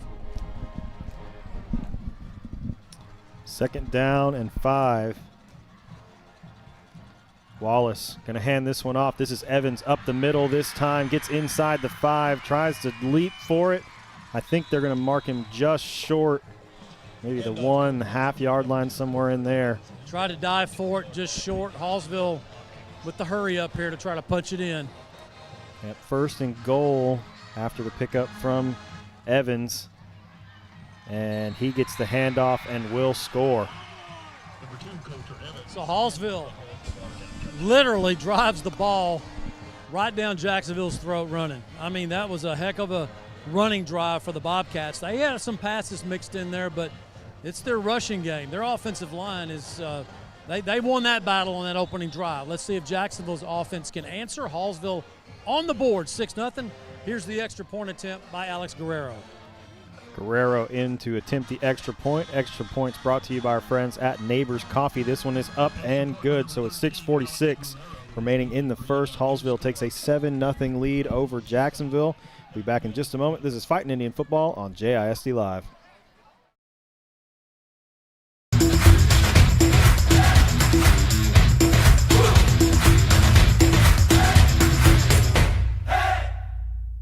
Dr. Darwin Dar and his staff at Dar Chiropractic specialize in family chiropractic care, exercise rehab, digital x-rays, nutrition and weight loss programs, decompression, and chiropractic wellness care. Located down the street from the Tomato Bowl, Dar Chiropractic. They can help you feel better. Dr. Westbrook, Dr. Stocks, and their dental team at All Smiles provide a wide range of dental services. This includes cleanings, fillings, crowns, bridges, implants, and cosmetic dental care. Call and schedule your appointment at 903-586-0741. Welcome back to the historic Tomato Bowl. Hallsville takes a 7-0 lead with 6:46 remaining. Alex Guerrero has this one teed up to kick away for the Bobcats and give Jacksonville their first offensive possession of the ball game. So Bubba Suarez-Mosley drops back with Jordan McGowan. Right in between them is C.J. Sally. So the Bobcats came to play as they showed on that opening drive. Jacksonville has some defensive things to shore up, especially in the running game. Here's the kickoff. Guerrero going to boot this one deep right. It's going to be fielded by McGowan about the 10. Jordan McGowan has a big hole Needs to beat the kicker coming down the right sideline. Yeah. Gets past Guerrero. It's going to come back. There's a flag down, but Jordan McGowan returns that one. We'll see what the penalty is. It's probably going to go against Jacksonville based on where that flag was thrown, but a heck of a return from Jordan. Just cannot catch a break, man. Oh, what a kickoff return by Jordan. That's the second long return Jacksonville's had in the last, I think, 2 weeks. I think they had a big one last week against NAC that got called back. And the guy that threw the flag, he was pretty adamant that he saw holding on that because he threw that flag about 25 yards. He did. It was a missile. He threw it. I mean, Yeah. that's like, oh, man, that's holding, and he zinged it. It wasn't just one of those drop the flag. I'm not sure. And so Jacksonville from the spot, that'll put it at the 20-yard line. And the Fighting Indians offense will get their first crack at it from their own 20.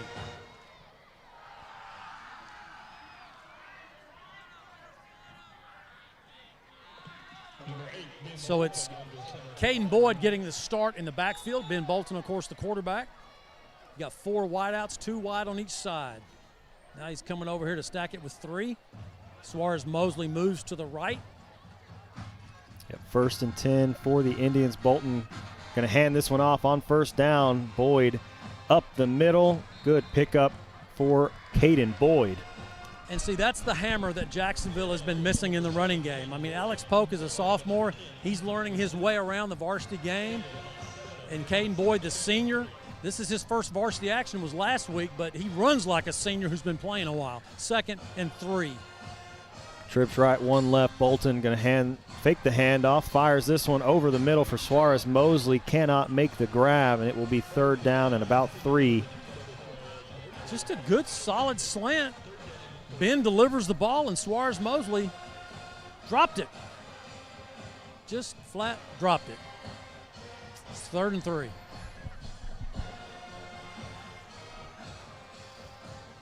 Same formation for the Indians. 3rd down and 3. Bolton fires this one over for Suarez Mosley on the near sideline. I'm not sure that's where Ben was trying to throw that ball, and it will be a 4th down and 3, and Jacksonville going to send out the punting unit. Yeah, just a bad pass by Ben. I mean, that ball was not anywhere near where Suarez Mosley had set up for the screen. Not only did he throw it over his head, but he threw it up the field. And Jacksonville's fortunate that didn't get picked off.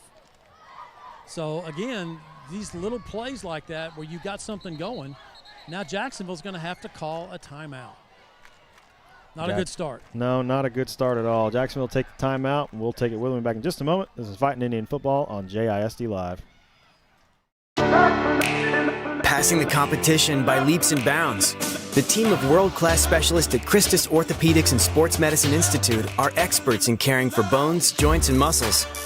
In addition to treatment, they also provide special programs designed to keep you in optimal shape and improve athletic performance. So whether you're a student athlete or a weekend warrior, they'll keep you at the top of your game. Christus Orthopedics and Sports Medicine Institute, taking orthopedic care a step further. Since 2004, Legends Old Time Burger Cafe has been the home of Jacksonville's best old-fashioned hamburgers. Hand-battered chicken strips, chicken fried steak, fries, and onion rings are the best around. Legends, home of Jacksonville's best old-fashioned hamburger.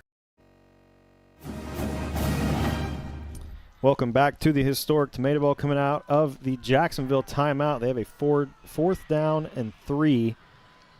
And Davian Tavera is in to punt this one away for the Indians.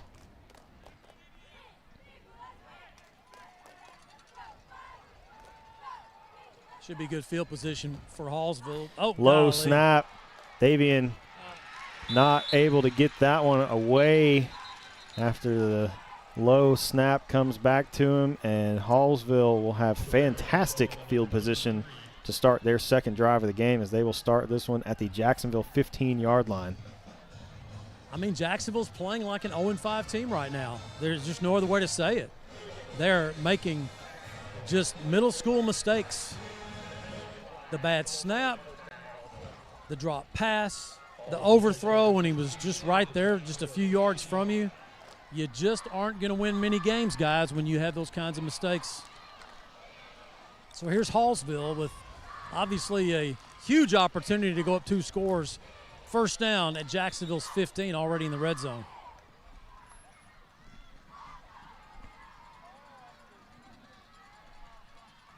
Coulter Evans in the backfield with Wallace. He will get the handoff, trying to go up the middle.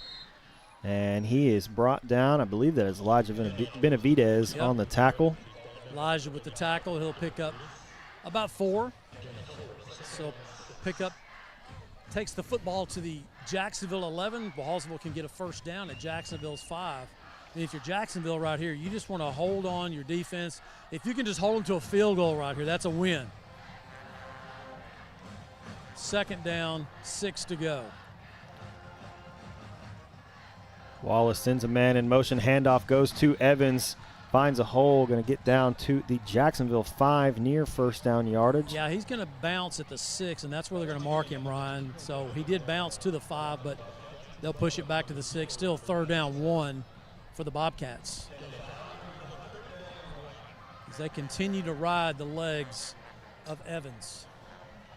Jacksonville needs to find an answer here for Coulter Evans. He will get the handoff once again, makes a move, gets inside the 5, pick up the first down. Tackled by Mario and Elijah, but Evans gets down to the Jacksonville 2-yard line.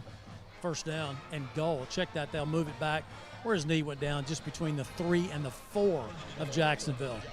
Somebody for Jacksonville chop that football out, create the turnover, and get the defense off the field here.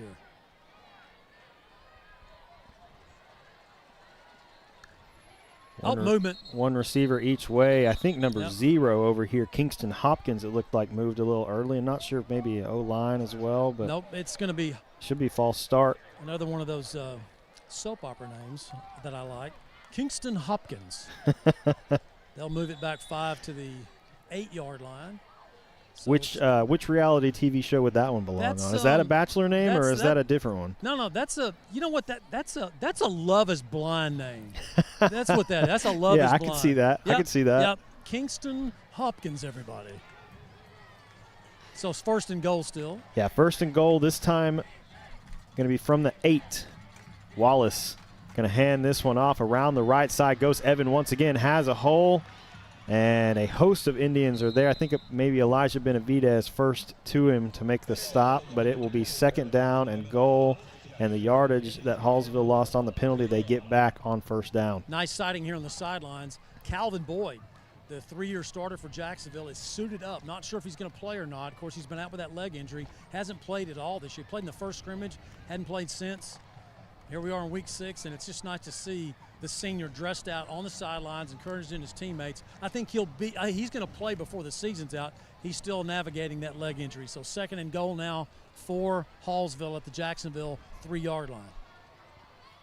2 receivers right, 1 left. Wallace once again going to hand this one off to Evans, makes a move, dives, and he will score.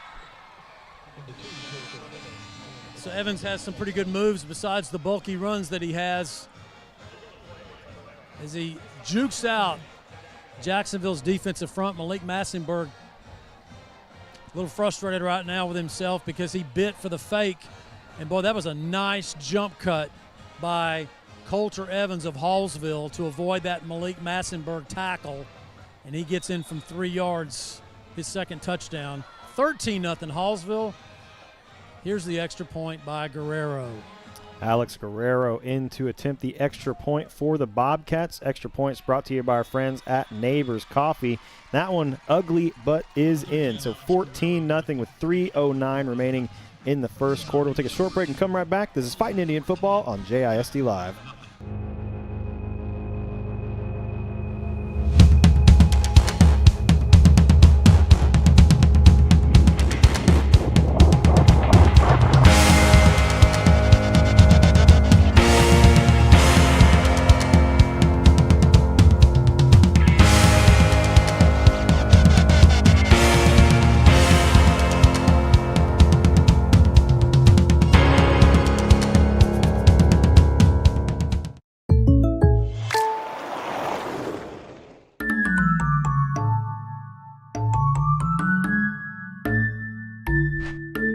Call State Farm agent Jeremy Harmel for an auto quote today. Tonight's game statistics are sponsored by Randy Gorham, CPA. Randy Gorham, CPA, the source for your accounting and income tax needs since 1984. Welcome back to the historic Tomato Bowl. Hallsville takes a 14-0 lead over Jacksonville with 3:09 remaining in the first quarter. Guerrero has this one teed up for the Bobcats. And they are going to kick it deep to Jordan McGowan once again. Suarez-Mosley. Oh, this is Suarez-Mosley on the far sideline this time. Gets the return back out across the Jacksonville 35, so better field position than the last drive, but Jacksonville really needs to make something of this one. So if you're Jacksonville, just take a deep breath. Take a deep breath. And homecoming, lots of distractions, and that's how this game has started. Think about your reps. Think about what you got to do. Put yourself in a box and say, this is my job. This is what I got to do every play. And it's the little things. It's the drop pass. It's the missing the receiver. It's the holding. It's not tackling.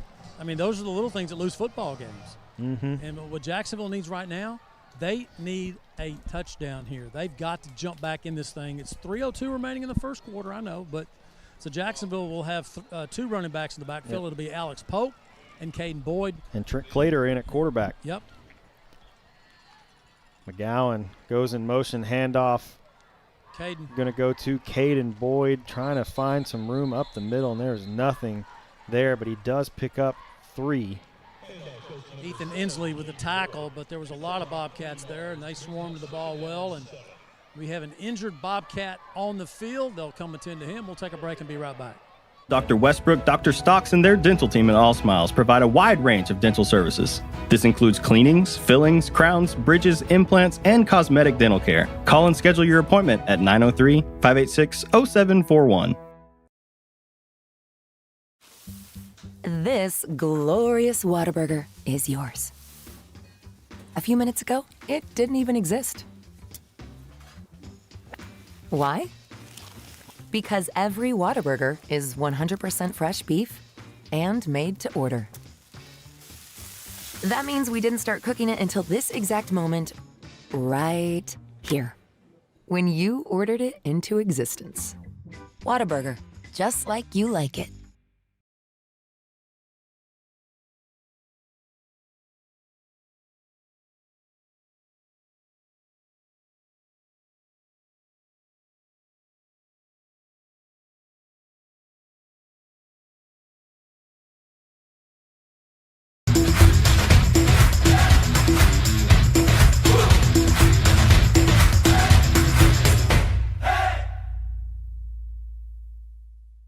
Dr. Darwin Dar and his staff at Dar Chiropractic specialize in family chiropractic care, exercise rehab, digital x-rays, nutrition and weight loss programs, decompression, and chiropractic wellness care. Located down the street from the Tomato Bowl, Dar Chiropractic. They can help you feel better.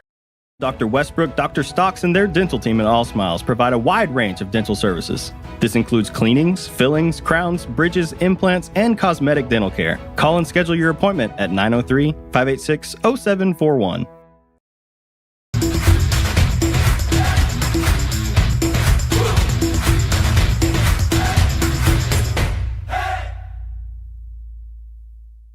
Since 1953, Hubert Glass Oil has been servicing the Texas market with the finest quality fuels and lubricants. Each batch is crafted with precision and quality tested by our in-house lab. Whether you're on the road, on the farm, or on the job, we have the right product for your needs.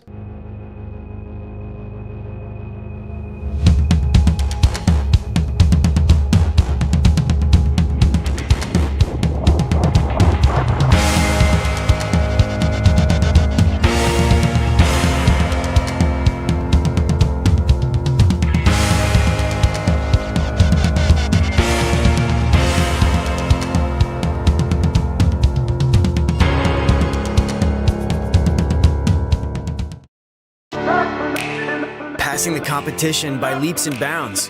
The team of world-class specialists at Christus Orthopedics. Welcome back to the historic Tomato Bowl. Injured Hallsville player able to make his way off the field. And we have 2:42 remaining in the first quarter, and Jacksonville has a 2nd down and 7.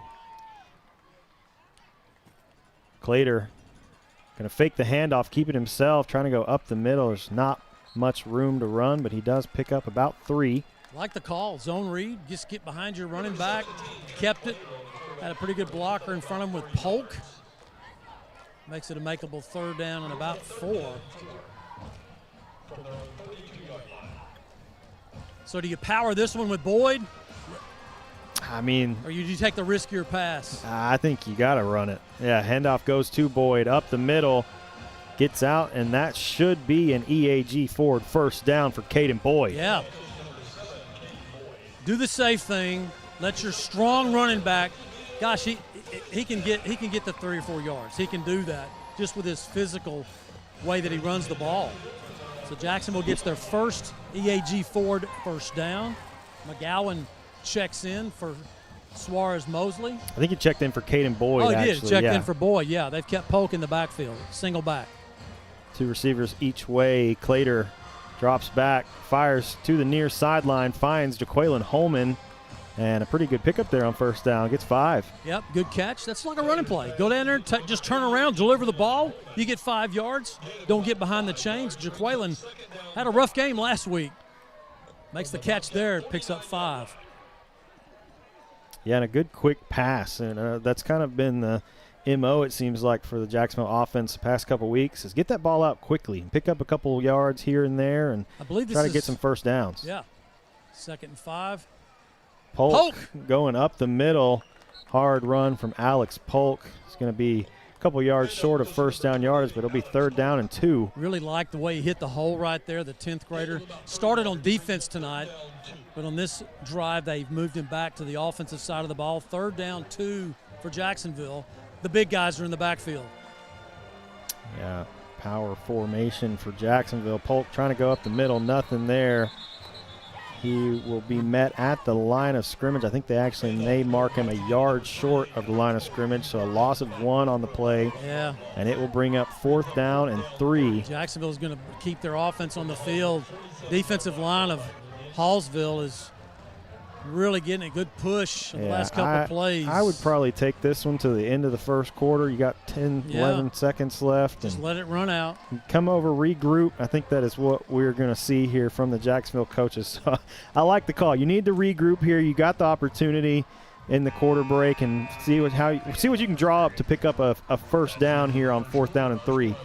So as the team swap ends, we will take a short break. This is Fighting Indian Football on JISD Live. Dr. Westbrook, Dr. Stocks, and their dental team at All Smiles provide a wide range of dental services. This includes cleanings, fillings, crowns, bridges, implants, and cosmetic dental care. Call and schedule your appointment at 903-586-0741.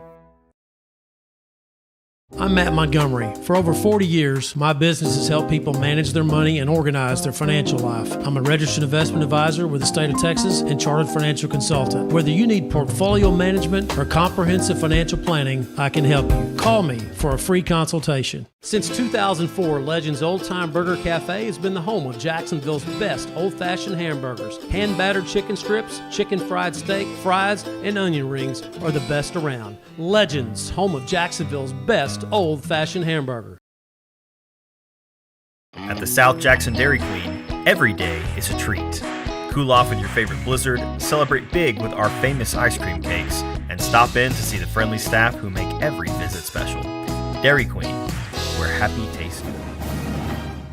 Welcome back to the historic Tomato Bowl, start of the 2nd quarter. Jacksonville has a 4th down and 3. Trent Clater going to go under center. Golly bum. Did Jacksonville move right there? I don't know. Both teams are pointing at each other. I think it is going to go against Jacksonville. It is a false start. I mean, Hallsville jumped, but you can get back on defense. And they flinched Jacksonville, and Indians bit. That was the whole point of Trent Clater running up under the center, was to get Hallsville to jump off sides. But you've got to hold your water. And Saul May should have snapped that ball when Hallsville first jumped. Yeah. That would have helped. I think so. So 4th down and 8 after the penalty. McGowan, the man in motion. And the handoff will go to him, and there is nothing there. He's met behind the line of scrimmage, and Jacksonville will turn it over on downs. Man, that play call right there, interesting. You know, you've struggled running the football on Hallsville like that. It's 4th down and 8. I mean, I would have, maybe gotten Suarez Mosley or Jordan McGowan out in space. That was a McGowan carry right there, and there's just nothing there. And there's no other way to say it. Hallsville's offensive line and their defensive line is whipping Jacksonville's offensive and defensive lines. That's the story right now. Yeah, not to be negative. I'm just calling what I see. And the Fighting Indians are going to have to make some adjustments of some kind. They definitely are. Hallsville starting with good field position here, too, after the turnover on down. So 1st and 10 from the Jacksonville 47-yard line. The handoff with Talley up the middle. We'll pick up about 9. It's going to be 2nd down and 1.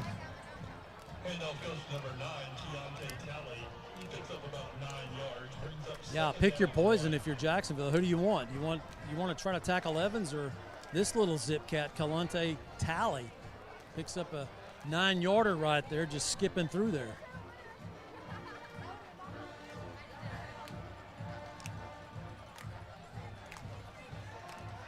Second down and 1. Wallace going to send a man in motion. Handoff will go to Talley once again up the middle. Flag. Big hit. There are some flags that come in. That was a big hit. Yeah, let's see the call here by the official. It's going to be procedure on Hallsville, which I don't understand. Maybe I'm behind on the rules. When there's a procedure call, did that not used to stop the play? A false start? Yeah. If you have illegal procedure is like a false start. If you see movement and you throw the flag, should you not blow the whistle and stop the play? I think typically, yeah. I don't know. I mean, maybe there's an instance where I'll have to ask Rodney Kelly, our resident official in the booth up there, about that. 2nd down after the penalty, 2nd and 6. Hallsville going to send a man in motion once again. The handoff this time going to go to Evans. Bounces it around the left side. Has some room to run. Picks up the 1st down and is forced out of bounds by Suarez Mosley. So Evans bounced it out, as you said, and he showed that he can turn the corner. So the big senior gets the Hallsville 1st down. So it'll be 1st and 10 for the Bobcats from the Jacksonville 32.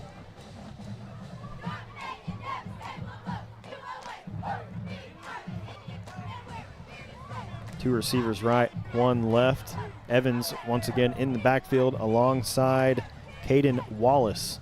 Wallace can hand this one off once again to Evans. Makes another move around the left side. Tries to break a tackle, gets inside the Jacksonville 20. And it looks like, I can't tell if that's a flag on the play or if that is a towel. Well, the officials are calling it a flag. It's going to be holding on Hallsville. That may explain why Evans got to the outside as Tony Guevara, I should say, gets the holding call. Was it me? Does Evans look a lot like McCaffrey? The way that he can zip in and out of traffic and also get the tough yards inside, Christian McCaffrey of the 49ers.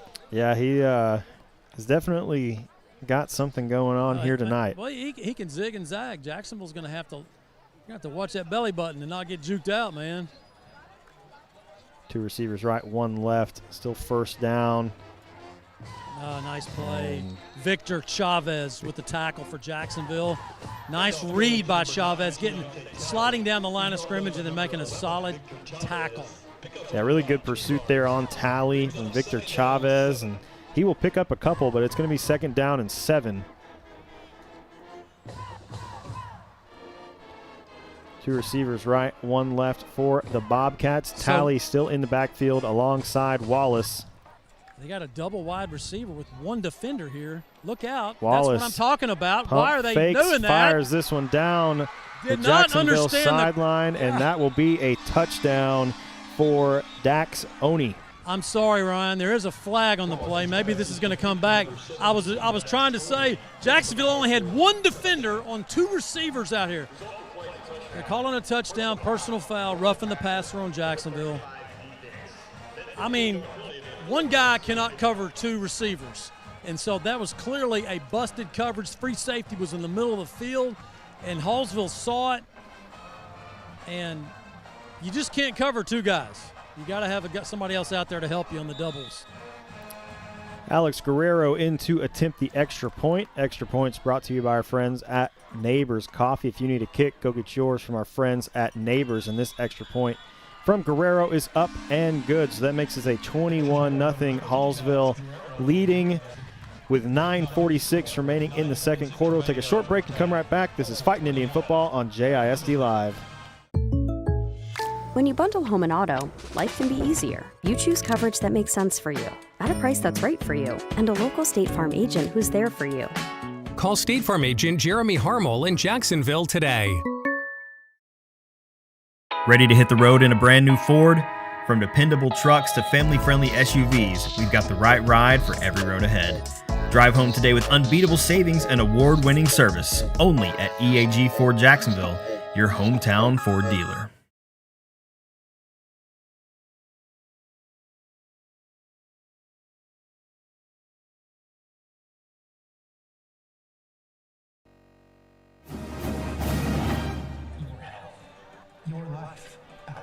Welcome back to the historic Tomato Bowl. After the roughing the passer call, there will be 15 yards marked off, so Hallsville will kick off from the Jacksonville 45-yard line.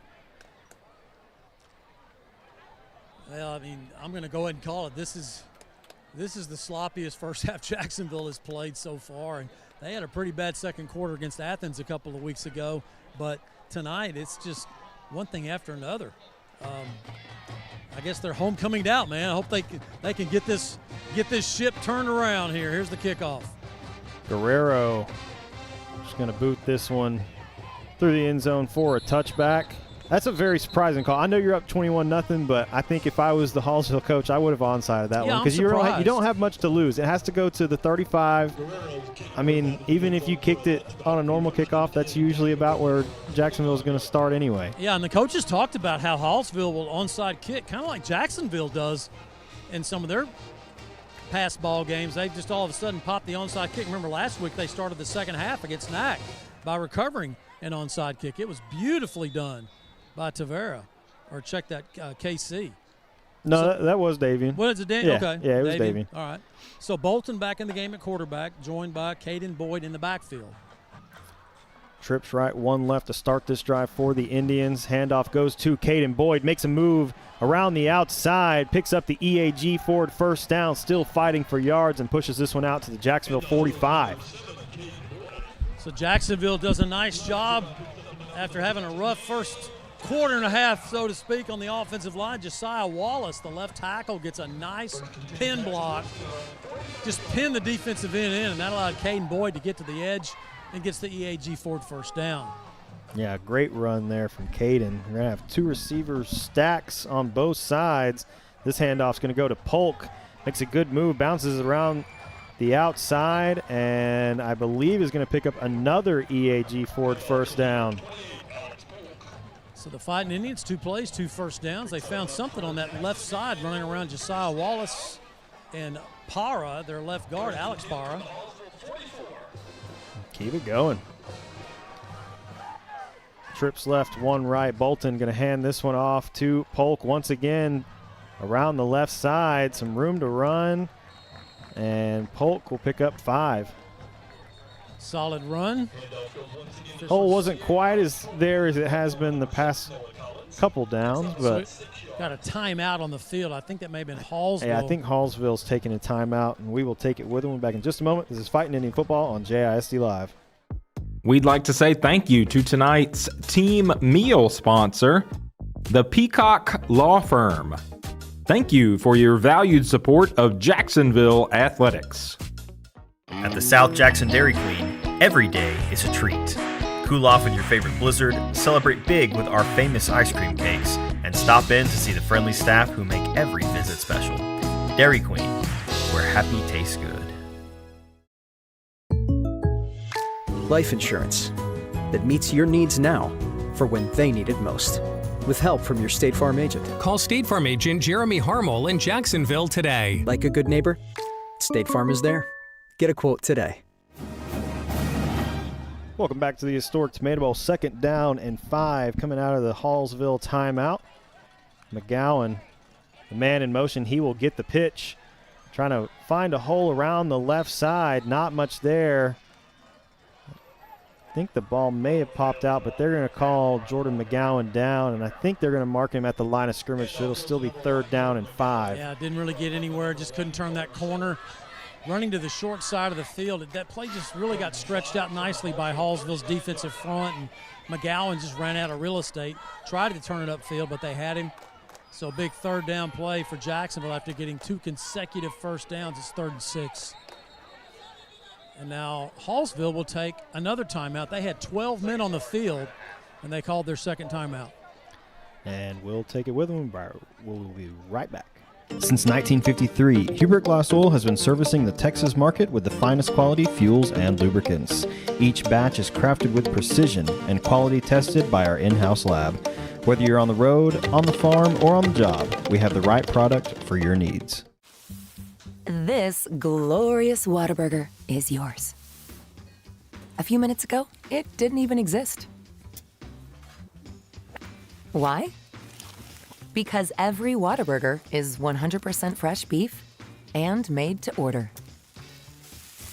That means we didn't start cooking it until this exact moment, right here, when you ordered it into existence. Welcome back to the historic Tomato Bowl coming out of the Hallsville timeout. 3rd down and 5. Interesting formation here for Jacksonville. They've split some linemen out. Catch made by Bubba Suarez. Mosley finds some room down the left side and picks up an EAG Ford 1st down. Got a late flag. Looks like it's going to go. Let's see here. What's the call? The official now looking at the Hallsville player, number 1. That's Cole Sellers. He's lobbying the official, saying that Jacksonville pushed him first. The official in the white hat looked at him and was shaking his head. No, I didn't. No, that's not what happened. So let's see the call here. As Suarez Mosley picks up the 1st down on the screen, and it's gonna looks like it's gonna go against Hallsville on the personal foul. Personal foul, striking number 21 DK. They're gonna get number 21 actually, and 1 was lobbying for his teammate, DeCavian Muckleroy. How about that name for a Hallsville? Muckleroy. That's before your time, Ryan, but that Muckleroy name was huge in Hallsville for many years. A couple of them played at the University of Texas.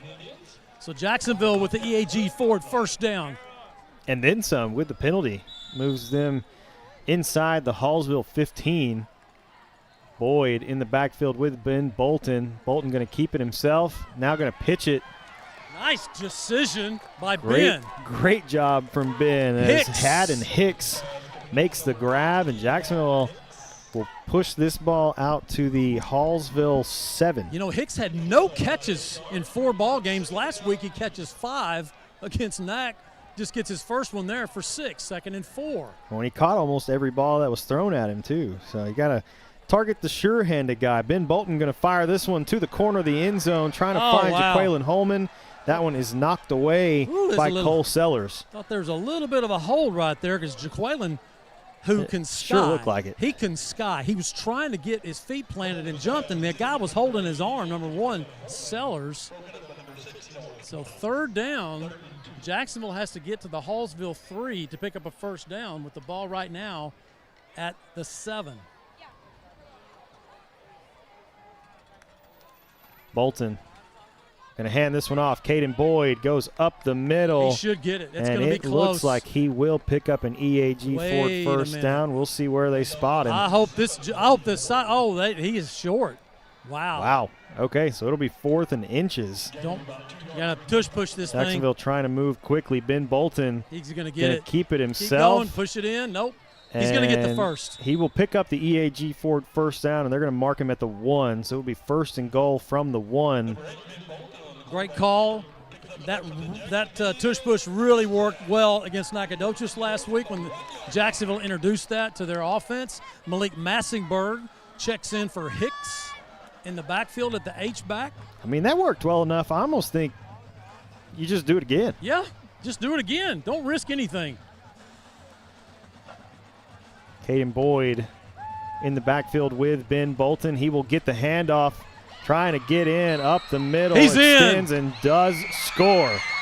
Boy, he did that little leap at the end, did Boyd, and he's celebrating for his first varsity touchdown.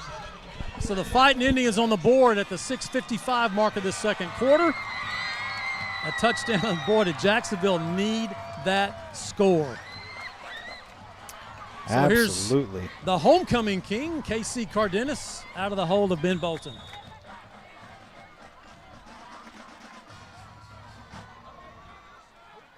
Extra points brought to you by our friends at Neighbors Coffee. This one from KC is up and good. So next is a 21-7 score. 6:59 remaining in the second quarter. We'll take a short break and come right back. This is Fighting Indian Football on JISD Live. When we say we're with you, we mean we're with you for all of it.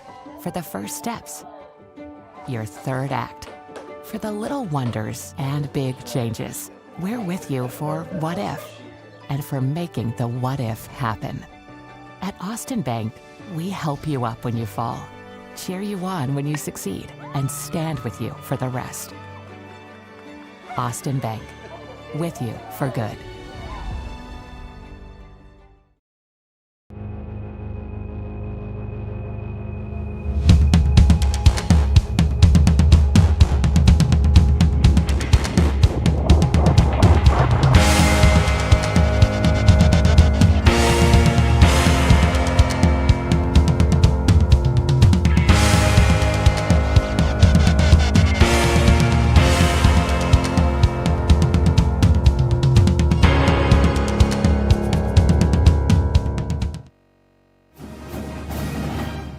Welcome back to the historic Tomato Bowl as Jacksonville makes this a 21-7 game.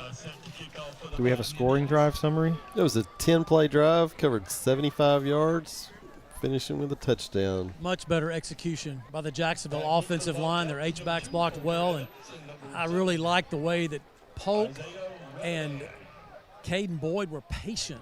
And then when they saw the gap, man, they just busted up and got up the field with it. Nice little short passing game by Jacksonville on that drive, too. Now, can the defense get a stop? That's the question right now for Jacksonville. Yep, Davian Tavera has this one teed up to kick away for the Indians. Thought they were going to do an onside kick there for a minute. I think they changed that last second. Hallsville able to return that one out across the 30-yard line. Evans with a return. He does everything. So Hallsville he's everywhere. Yep. I think that was Kenyon Tilley on the tackle. Is that right? Yeah, I think it was number 3. Yep. And he'll stay in the ball game on defense. So Hallsville will get this drive started. It looks like they're on 33. Check that. There's a penalty on the play. Didn't see the call. Offsides Jacksonville on the kickoff. Come on, man. Wow.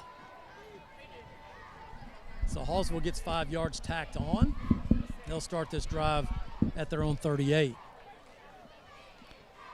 1st and 10 for the Bobcats, and Jacksonville needs a big stop here. Huge. They need to stop. They need to go force a 3 and out. 2 receivers right, 1 left. Wallace going to hand this one off to Evans. Just Nothing like there. Big Great Zayden. Stop for Jacksonville on 1st down. Nice tackle there by Pauk, the sophomore. Just really filled the gap, and as soon as Evans got there, he met him head up and pulled him down. Got some help from Malik Chavez, so not even a yard gain. That's one of the few times tonight they have stopped Mr. Evans of Hallsville. 2nd down and 9. Evans still in the backfield with Wallace.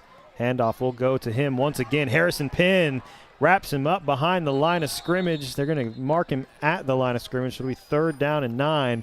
But a fantastic job from Harrison. Harrison, our spotlight player of the game, the senior. As I said in the pregame, he's like a coach on the field. He's not the biggest guy at linebacker, but my goodness, he knows where to be. Just like that right there. He met Evans in the hole and waited, hung on for help. No gain. 3rd down, 9 to go for Hallsville. Can the Fighting Indian defense get off the field and force a 3 and out here? Got plenty of time, 5:30 and counting. Indians still have 2 timeouts remaining. They get the ball back here. Yeah, this is still Coulter Evans in the backfield. Wallace going to fake the handoff. Nothing there. Massenberg can't wrap him up. And finally, Mario Rodriguez comes in and makes the sack. Great coverage in the secondary by Jacksonville. Nobody to go to. And Caden Wallace looked like he was breaking out of the pocket, and then here comes the rocket. Mario Rodriguez comes shooting through the gap to make the tackle. So 4th down and a mile, and Jordan McGowan will drop back. 4:50 and counting here in this second quarter. Jacksonville's going to get the ball back here, see if they can do some more scoring before the end of this half.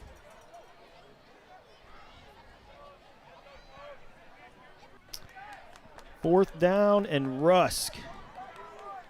And Hallsville set to punt this one away. High snap, going to be brought down by Guerrero. Gets the punt off to the Jacksonville sideline. Takes a good bounce. There's a flag that comes in. I wonder if that's going to be a hold on Hallsville. Trying to keep the Jacksonville from getting back to block. And it was a high snap. Good job by the punter getting that off. Jacksonville didn't have a pass rush on. So officials now talking to see it was thrown. The flag was thrown right in front of the Jacksonville bench. And I saw one of the Jacksonville players, I believe it was Malik Matzenberg, who just kind of like lunged forward like somebody grabbed and pulled on him. Let's see the call here. They're going to call holding on Jacksonville. I was way off. It's going to get Makai Spencer, the 10th grader, for holding. That's kind of crazy. I mean, yeah. It had no effect on the play. It was wild. So 4:19 remaining, 2 timeouts left for Jacksonville. It'll push the football on the big penalty on the hole. Wow. 17. Ooh, that's a huge penalty. It is, yeah. Yeah, 10 yards on the hold makes this 1st and 10 for Jacksonville from their own 17-yard line, but a big stop for the defense. Big stop. 3 and out. Love it. 2 receivers each way. Caden Boyd going to get the handoff on 1st down, trying to find something up the middle. Gets wrapped up, but will pick up about 3. Tough 3. Looks like a pinball out there, Boyd. Got some size on that front. Paxton Suggs, 6'3", 322. Defensive tackle. Yes, you heard me. 6'3", 322. It's a big guy. Big guy. It's a big guy. And he's a 10th grader. And he's not overweight, let me say. Yeah, it's pretty muscular looking. Yep. So 2nd down and 7. Bolton fakes the handoff to Boyd. Lots of pressure, drops the football. It goes out of bounds. Man, so Jacksonville gets away with one there. And what a break. I think. Oh, man, that was a break. Bolton wanted to throw deep. He's going to have to come out. He got rolled up. Trent Clater will check in, and looked like he wanted to go deep to Jaqueline. And once again, Ben hesitated on the throw. Throw the ball. Let Jaqueline go get it. He's an athlete. Let him go up for the ball. What's the worst thing can happen? They pick it off 40 yards down the field. You're not going to scramble out of that. Because that play is designed, take the snap, let it go. So, loss in the play of 3, 3rd down, 3 now for Jacksonville. I think it was a loss of 6 on 6, the play. That's yeah, right, it was 2nd down and 7. So 3rd and 13. Trent Clater going to fire this one over the middle. It's tipped and is picked off. And Hallsville is going to return this one for a touchdown. 30-yard interception return for the Bobcats. The old tip drill. Clater threw it. Jacksonville tips the ball up to him.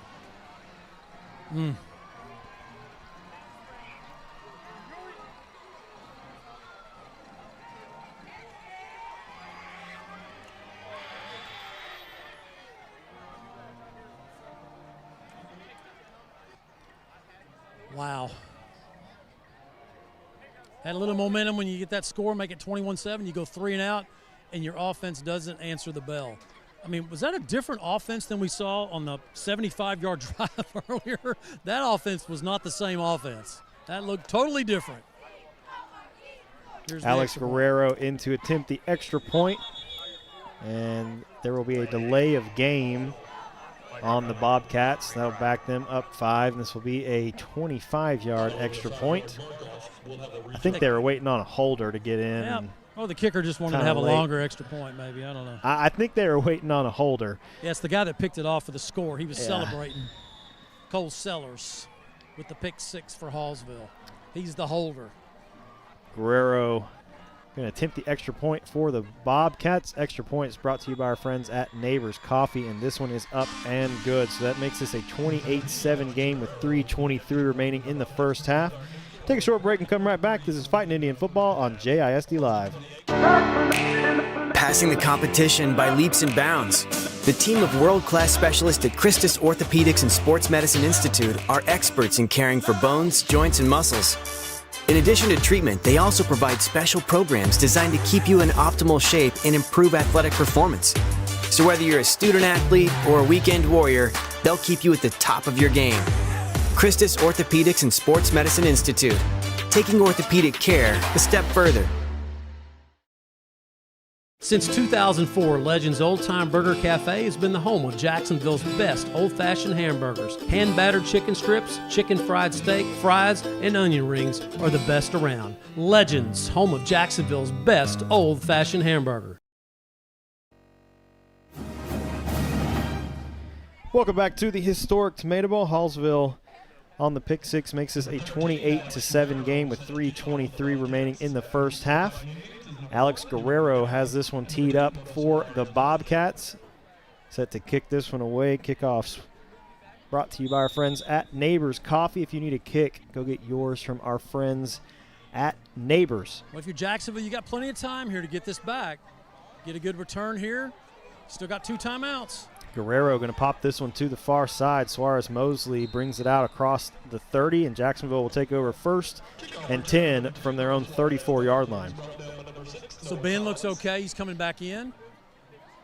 And let's see Jacksonville, see if they can work this clock here. They had that 75-yard drive. They did that in 5:25. They got 3:18. So they got time, you know, a couple of pops downfield.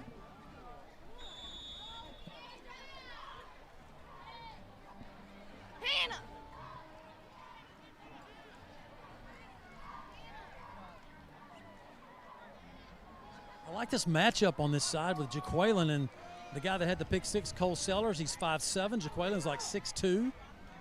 I like that matchup. Yeah, we just got to throw it to Jaqueline and let him win that matchup. It's going to be 1st down and 10, and Jacksonville will take a timeout. Wow. So we will take it with him. We're back in just a moment. This is Fighting Indian Football on JISD Live.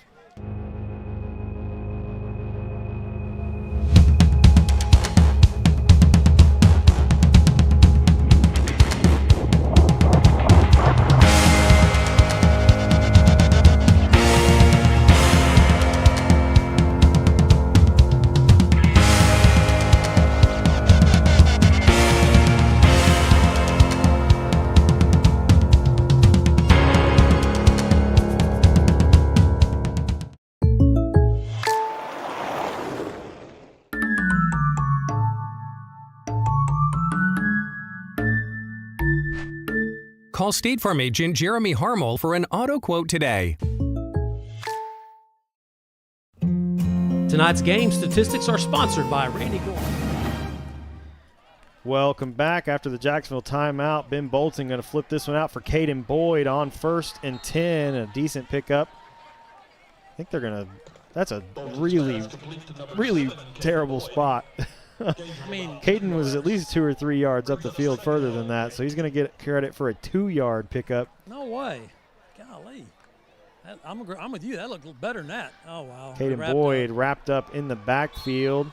It's going to be number 55, Gage Carter, wrapping him up in the backfield. And so the 2 yards he gained just a moment ago, he's going to lose, and it will be 3rd down and 10. And we got Caden Boyd down with an ankle. He got twisted up. It may be his left knee. He's pointing at it. He got wrapped up, and Carter just kind of turned him in the ground like a corkscrew. We'll be right back.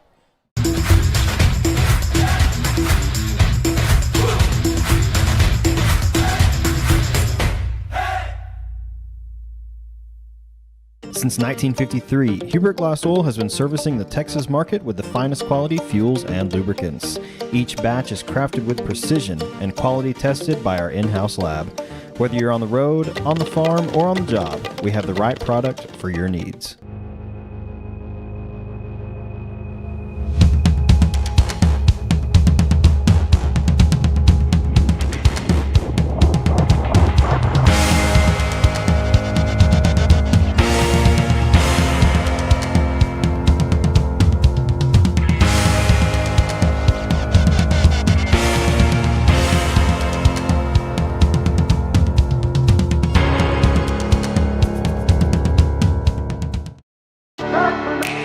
Passing the competition by leaps and bounds.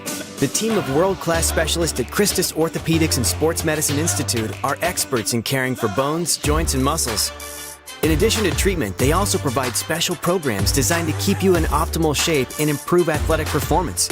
So whether you're a student athlete or a weekend warrior, they'll keep you at the top of your game. Christus Orthopedics and Sports Medicine Institute, taking orthopedic care.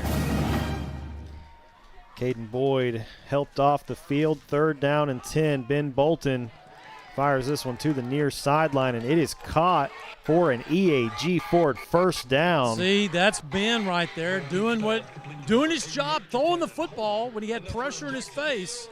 They had a really good catch from Jaqueline as well. But it was a great pass. I mean, away from the defense. Now Ben will drop back, scrambling. Gets around the left side, going to be dragged down. He'll pick up about 4.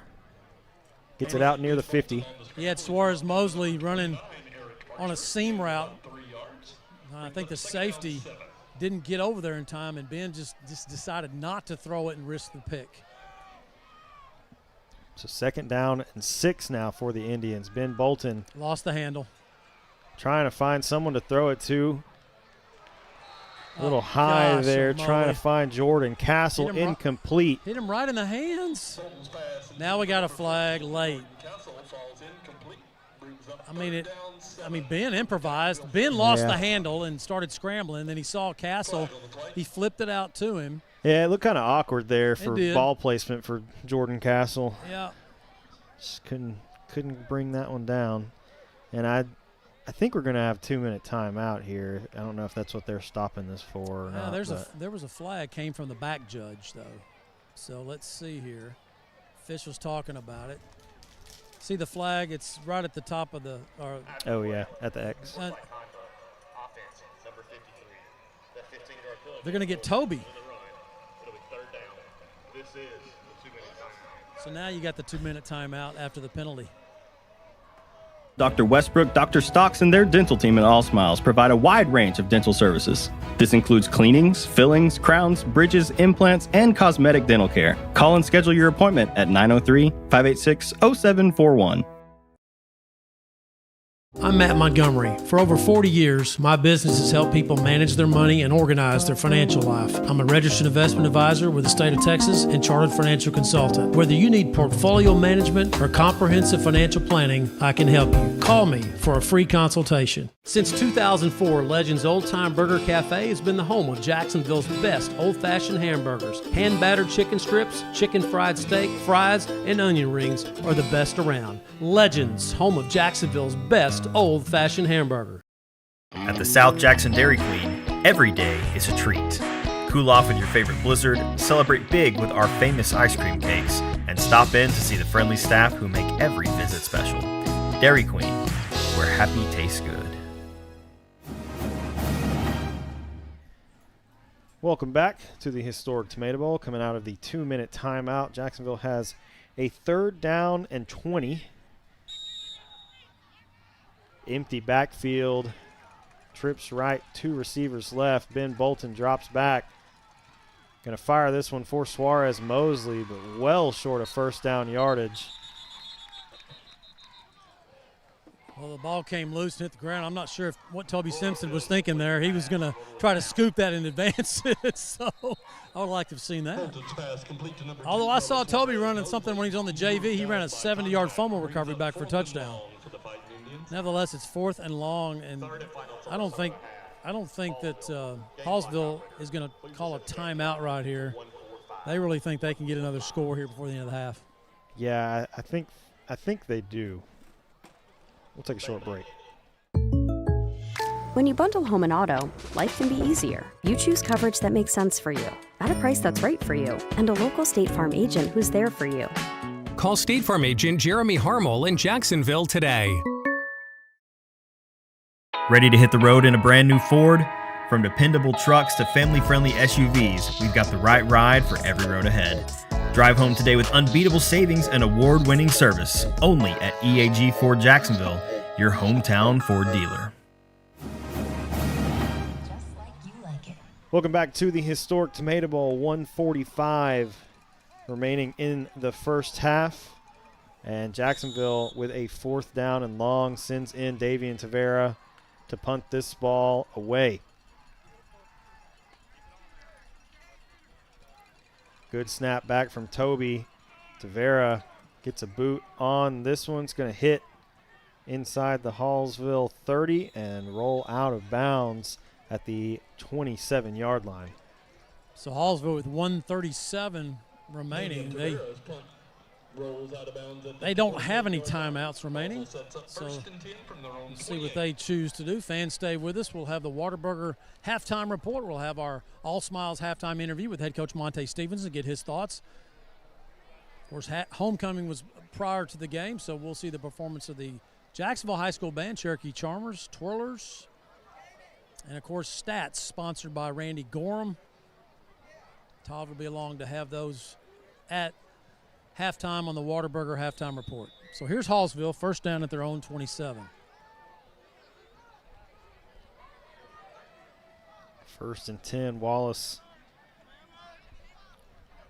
going to make a change and fires this one out to the far sideline. This ball is caught, and a pretty big 1st down pickup on the catch from Eli Solis.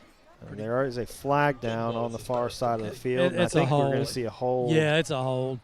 I mean, they were holding Mackay out there. He was trying to get out the tackle, and they were grabbing him and holding him. So that's why Solis was able to get up the field, because Jacksonville was being held.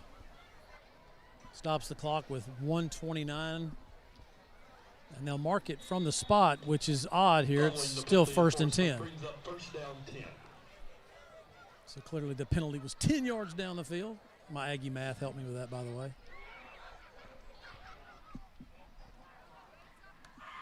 1st and 10 after the penalty. Wallace, lots of pressure, going to flip this one out for Evans. Makes the grab and picks up the 1st down.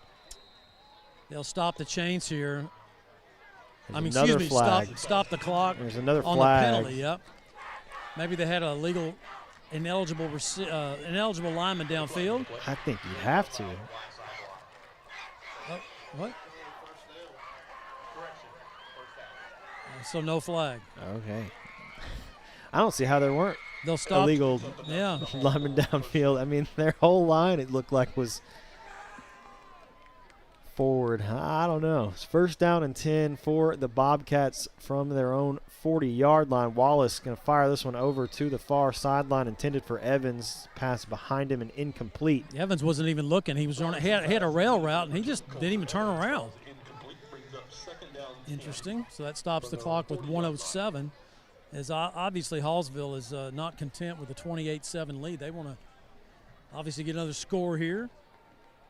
And they're working the sidelines, doing little screen stuff that we expected them to do. I did not expect them to run the ball as well as they have tonight. I got to say that. You know Yeah, why? Because we didn't have any that's stats. True. No stats. We didn't know who was no running the ball. stats. Yeah, Evans has been very effective. And Talley, when he's come in, has been effective as well. This pass incomplete, intended for Isaiah Rabadon. Makai Spencer with the coverage, and that stops the clock with 1:02, third down 10. So now if you get a stop here, if you're Jacksonville, you get the ball back with about 40, 50 seconds, and you can do your 2-minute offense and maybe get down to where KC can get in field goal range, but you got to get this 3rd and 10 stop here first, which has been a challenge for Jacksonville tonight defensively. 3rd down and 10. 2 receivers right, 1 left. Evans in the backfield. He will get the handoff, goes up the middle, makes a couple guys miss, lunges for the 1st down. We'll see where they mark him, but he's right at the 1st down marker, and they will move the chain. So 1st and 10 for Hallsville. Picks up enough for a Hallsville 1st down. Evans is having a big night in this first half already. Wow. Wallace going to hand it off to Evans once again, trying to find some room around the left side. Wrapped up by Harrison Penn. He's going to pick up 5. It'll be 2nd down and 5 from the Jacksonville 45, and we're under 30 seconds. Deep ball. Watch the deep ball here. Come over safety. Come over safety. Wallace going to fire this one to the Hallsville sideline. That pass is caught by Isaiah Rabadon. Had the same situation over here a minute ago. You had 2 receivers over here, and the safety was in the middle of the field. Pushed out of bounds. Enough for a Hallsville 1st down. 1st and 10 at the Jacksonville 39-yard line. Maybe he's just playing really strong inside leverage. That's way inside leverage. Now he's out there. You see, he's got him covered in the slot. And Hallsville able to get out of bounds. It stops the clock at 19 seconds. 1st and 10 from the Jacksonville 39. Wallace going to fire this one down the far sideline once again. Flags come in late. Wallace's pass intended for number 10, Ethan Inslee, falls incomplete. Usually that's a hole right there where the flag is thrown. 2nd down 10 from the Jacksonville 39-yard line. But I have made some really bad penalty calls already tonight. Holding. Offense. Number 50. What do you know? A blind squirrel finds a, what's that saying? Yeah. Hold going to go against the Bobcats. So 14 seconds remaining in the first half, and they will have 1st down and 20. Don't get beat deep here. Well, Jacksonville's really playing tight. Wallace drops back. Going to fire this one for Evans.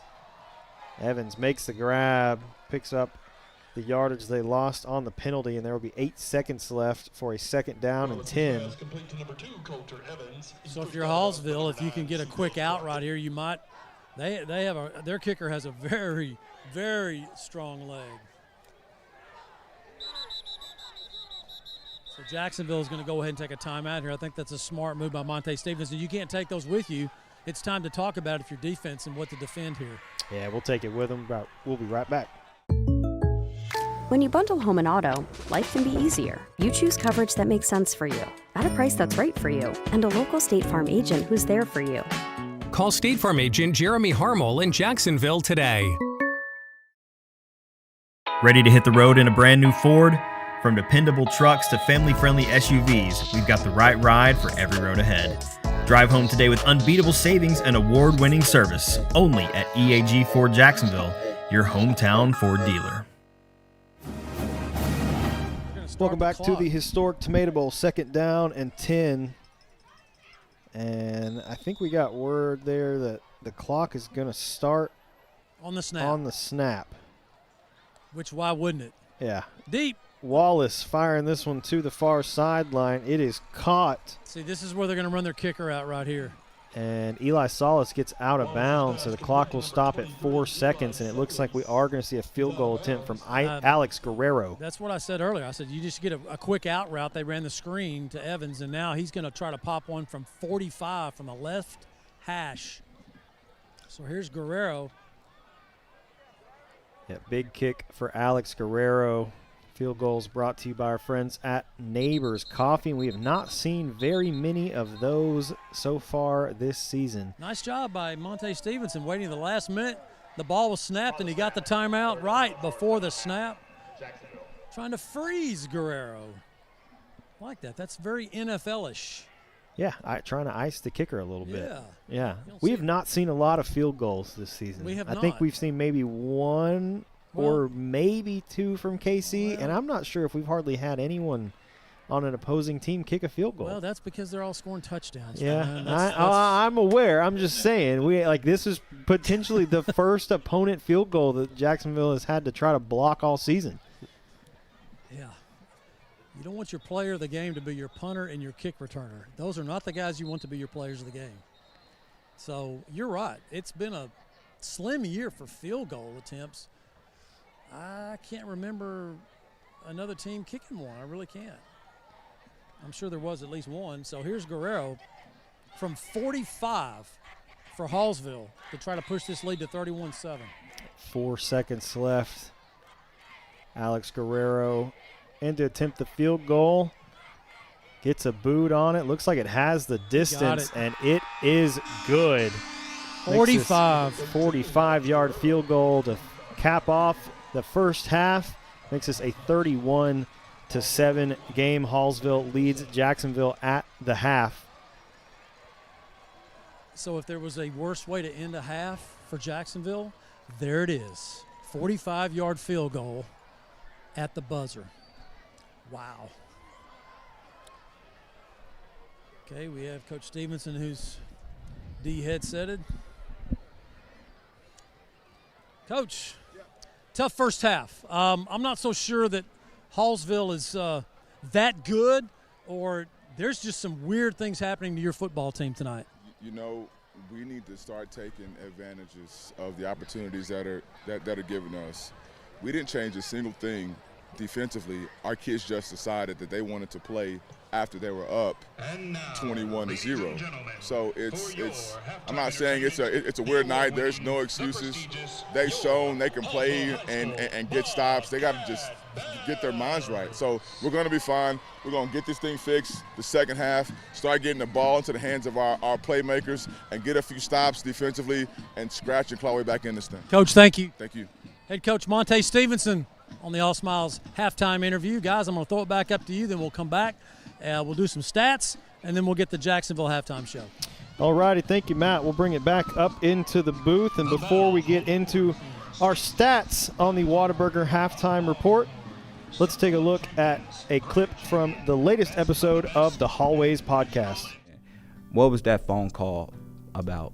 You know, that phone call was about, you know, it was late at night, you know, on my phone, and it's like crazy to think about it. You know, it sounds fake, but I was on Instagram scrolling, and, you know, it's on my phone like a normal person, but I seen a video pop up, a reel, and it was like of this guy talking about his walk with God, and I just sat there and I was thinking like, God is no way associated in my daily life right now. You know, I'm not praying, I'm not reading my Bible. And we're not talking about like right now, like back then, in you know, that time, and like that's what I was saying. Like at the time, like I'm not doing nothing to like that's worshiping Him or doing anything towards Him, right? So, you know, it was this thing I said one time back. You know, I was like, if I'm gonna do something, then why not start now? You know, if I have something planned to do, why not start now? And when you're never gonna do it, you know, so.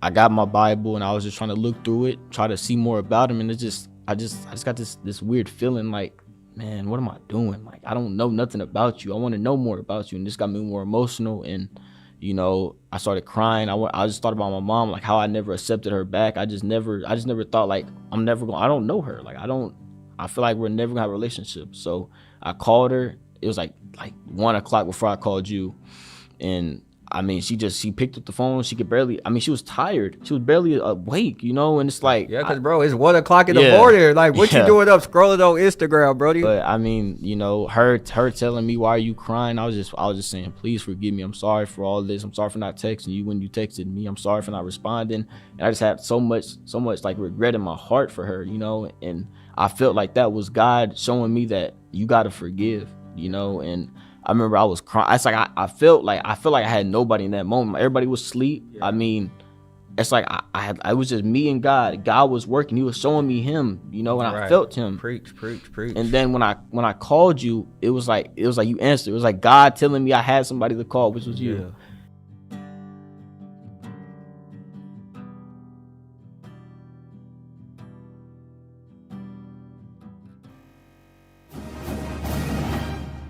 Welcome into the booth on the Whataburger halftime report. You make the order, and Whataburger makes it fresh. And we're going to get into our stats brought to us by Randy Gorham, CPA, in just a moment. But if you haven't yet, that was a clip from the Hallways podcast. All the episodes are on JISD Live YouTube channel, so make sure to go check those out. But the latest one was with Elijah Winkley, otherwise known as Wink Wink. If you haven't gotten a chance to go check it out yet, he's got a great story. All of the music in the background as well. He plays guitar, and so they recorded a bunch of him playing and put it in the background of the episode. So it's pretty cool. They're doing some cool things over. I hadn't watched the one this week yet, with the Hallways podcast. Cliff Neely's getting into some really deep conversations with students, and they had JHS principal Jody Alderetti on a couple weeks ago. So, there's some exciting things going on at JHS, and I think, they're trying to get that out into the public, and so people can get an eye on not only, the school itself and the things that are going on, but some of the kids. I mean, we've got a bunch of great kids at the high school, and the more you can showcase them, I think the better. Absolutely, yes. I hate to say I'm a little behind. I did watch the first one, but I have not watched the second or third, so I need to catch up. All right, well, let's go ahead and start on our stats here, brought to us by Randy Gorham, CPA. It's been a very rough first half for the Indians. I mean, the start was about probably as bad as you could ask for. That was potentially the worst. We talked about in pregame needing to play 4 quarters, and I think that might be the worst 2 quarters that we've played so far this season. Yeah, could be. I mean, we needed a response to that first drive where Hallsville had a long drive, they scored, and we wanted to respond, and we got a great kickoff return. But literally the best one you could have asked for. The best thing we could have asked for, and then there's a penalty. And then we go 3 and out. We miss a catch that looked like an easy catch we should have had a first down and moved the ball. And then we line up to punt, and that didn't go well either. So you give them the ball in the 15. Well, what do you expect? They just had a 75-yard drive that they just ran the ball and ran the ball. When you give them that good a field position, they're going to score. Oh. If we had gotten a stop there, that would have been a huge momentum swing. But the way that they were running the ball on the first drive, I don't even know that was realistic for the defense to make a stop on that drive. No. And then we had the interception. They pick 6, they returned for the touchdown, and so we're helping them out a lot for sure on this one. So yeah, and Matt had just said something about, what's the worst that can happen? You throw it 40 yards down the field and it gets picked off, and they bring Trent in, and that's literally the first thing that happens is he throws the ball over the middle, it gets tipped and picked for a pick 6. So, you want to say, what's the worst that could happen? Throw it downfield. And, I don't disagree. Ben has got to be able to throw the ball. You have to be able to get some of those explosive plays, and if he's not going to throw the ball, you're never going to get any of those. But he does have to throw the ball, but he's got to get some help from his teammates too. They've got to catch the ball. Yeah. So all the pieces have to work together, and like we're saying, first quarter, second quarter, we've got to put a game together. You can't just have one good drive and we're excited. We've got to find some consistency. We've got to find a way to move the ball. And this is game 6, and I really don't know that we found a groove offensively that's like, hey, this is what's working for us. Let's do it. The last year was, let's hand the ball to Dede. Yeah. Dede will run. And that worked for the most part. It worked, yeah. So, he had 1,000 yards on the season. Did we win a ton? No, but we had a groove offensively that was, we're going to hand the ball to Dede. He's going to run. We're not going to really pass the ball at all, and we're going to do what we can. But I don't even know if we found, hand the ball off to Caden Boyd. He's probably How many done times the rest of when the we handed game off, at least tonight. The defense is in the backfield Yeah. hitting him Well, 3 yards that deep. one he got hurt meeting on, him. I mean, the guy's got no one within like 5 yards. He basically comes untouched and wraps Caden up, and then he Watching is it brought when he off was the spinning, field. I So, was like, yeah, it did not. that's did not looking look good, so. I don't think we'll probably see him for the rest of the night for sure. Hopefully it's nothing serious with Caden Boyd and he's able to make it back because he's been a spark. He came in, he was got having a some good carries game. last week, was a big bright spot on the offense and was having a pretty decent start to the game tonight. He was averaging. He had a good run right before that. Yeah, and I think he was good. averaging, 3.5, 4 yards a carry probably up to that point. He was picking up some chunk yardage that Jacksonville was needing offensively, and we have got to be able to find some sort of a groove offensively that we can say this is our identity on offense because we're lost. We do not have that right now. We don't have a clue. If it was throw it to Jaqueline every time. Last week against Nacogdoches, they had Micah Lockett, who's 6'4" and a state high jump champion, and literally their game plan was throw it down the field for Let him jump and get it. he will go up and get it. And we don't even have something like that. So no, but it looked really good. Early, we just took the snap, threw it out in the flat. What was it, a 4 or 5 yard gain? And it's like, okay, that looked good. It looked good.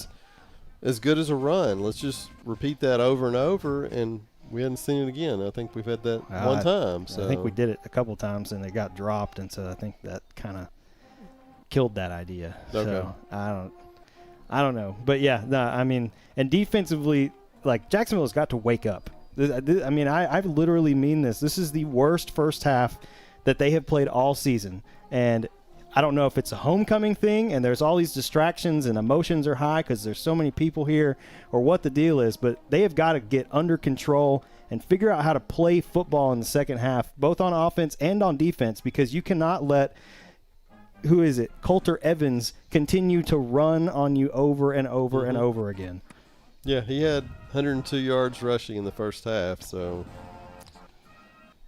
yeah, just hand it to him, and he positive and 2 yards touchdowns.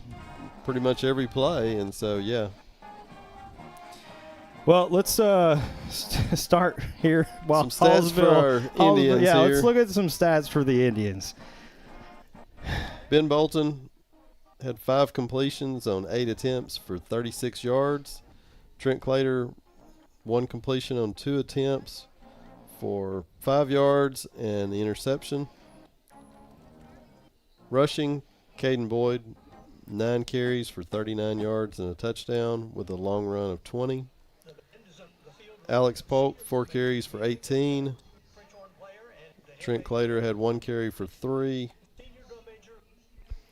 Receiving, Bubba Suarez Mosley, 2 catches for 18 yards. Jaqueline Holman, 2 catches for 16. Haddon Hicks, 1 catch for 5. And Caden Boyd, 1 catch for 2 yards. And that sure looked like a lot more a play when they threw it to him than a 2-yard gain, but that's what they gave him. Yeah, not much there in the first half for Jacksonville. How many total yards is that? Like 60, 70, 89 total yards? Total. Yep. Yeah, that's not going to get it done tonight. And I don't know. We got to talk to Coach Long a little bit about kind of, a turning point in his tenure here at Jacksonville that kind of set the tone and changed things. And, if there was ever a time for that to happen, it is tonight in the second half. And I don't know who's going to create that play, but you got to find an answer. This has got you need to come out and at least make this a competitive game in the second half. Oh, yeah. And get it to where there's some fire under these guys and they want to win because, you're down 31-7 at halftime. It's not looking promising. So if you can come out and get a couple stops early. Hallsville does not look like an 0-5 team. No, but we're also making them look like state champions. We're making them look really good, yes. Yeah, it is bleak so far in the first half for Jacksonville, and I don't know who's going to step up and make that game-changing play here in the second half, but it's got to come from somebody, and it's got to be There was early. a really good hit Yeah, well, and it needs to plays happen ago. early, too, so that you can create some momentum and you can get things rolling in the right direction. Because if you can come out and get a stop or I think we get the ball first. If we Yeah, can go we down and kicked score off, so and we then get come out it. and get a stop and make this, 31-14 a couple minutes into the third quarter, that'd be a huge It'll turnaround. at least feel like a different Yeah. game. And so, that'll. Yeah, which, I mean, we talked Coach Long, and I think Matt said they were down 31-13 at one point and came back and won, or 35-13 and came back and won 38-35. And so I don't necessarily know that we're going to be able to come out and just keep them out of the end zone entirely in the second half. But if we could, man, you want to talk about a statement comeback win, you're going to have to find some offense to do it. But, man, I'm that would be afraid impressive. that one piece of that puzzle he talked about we don't have, and it's Randy McCowan. So that's true. Randy McCowan was slinging the rock back then. So we'll see. We'll see what they can come out with here in the second half. And Hallsville's band is wrapping up their halftime performance. We'll take a short break, and then I will send it down to the field for Matt and the Jacksonville halftime show. Dr. Westbrook, Dr. Stocks, and their dental team at All Smiles provide a wide range of dental services. This includes cleanings, fillings, crowns, bridges, implants, and cosmetic dental care. Call and schedule your appointment at 903-586-0741. This glorious Whataburger is yours. A few minutes ago, it didn't even exist. Why? Because every Whataburger is 100% fresh beef and made to order. That means we didn't start cooking it until this exact moment, right here, when you ordered it into existence. Whataburger, just like you like it.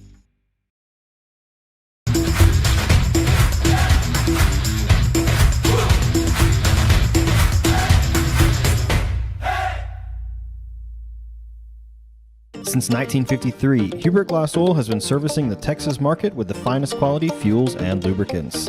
Each batch is crafted with precision and quality tested by our in-house lab. Whether you're on the road, on the farm, or on the job, we have the right product for your needs.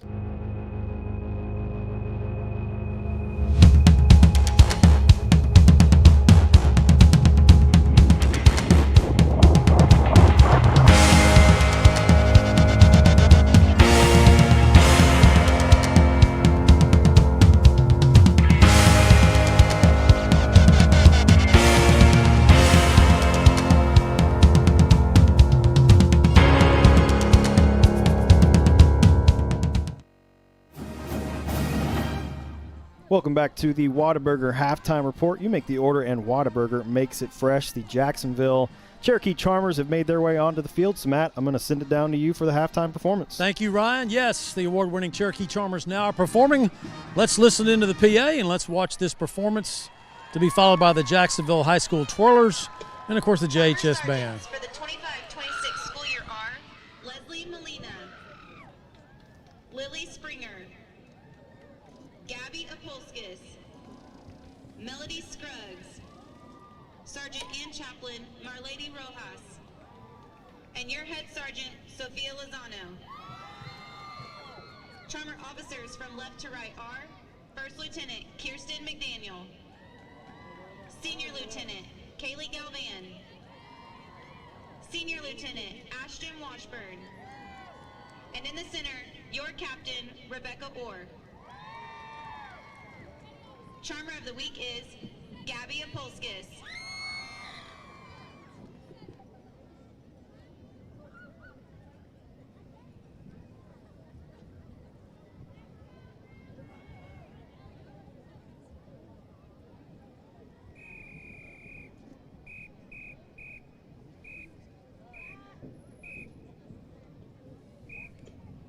The Charmers would like to thank some of our captain-level sponsors: Porter Pharmacy, Southern Multifoods Inc., and Triple S Construction. Tonight, the Charmers will be performing a palm routine to Bang Bang.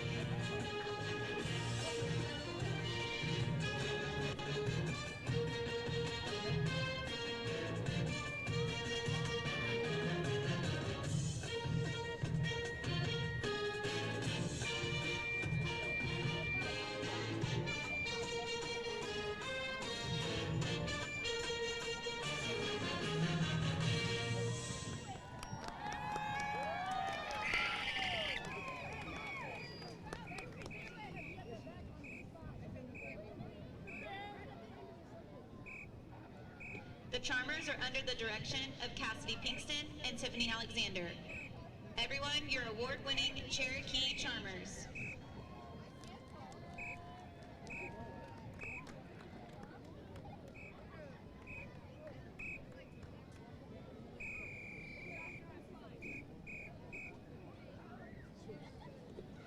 And now, introducing the Jacksonville Indian Majorettes, directed by Bree M.G.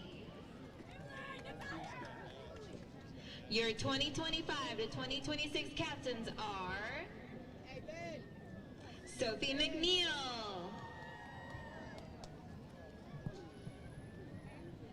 and Andrea Tavera.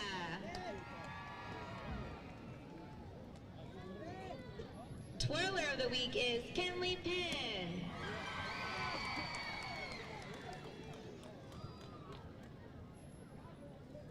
Watch now as the twirlers perform to Dance Again.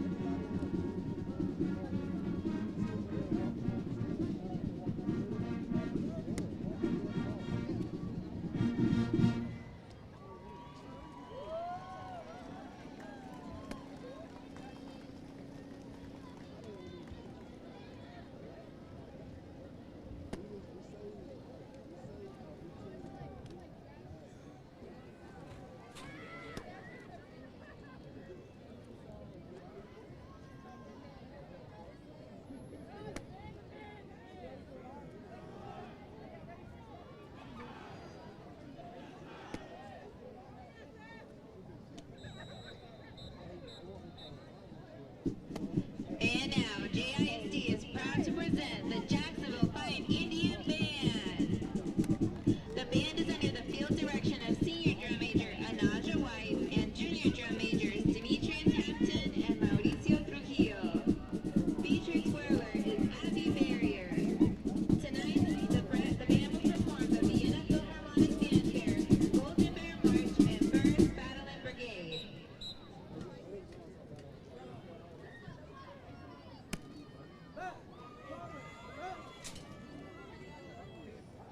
Now, at the center of the field, one of the most decorated military marching bands in the state of Texas.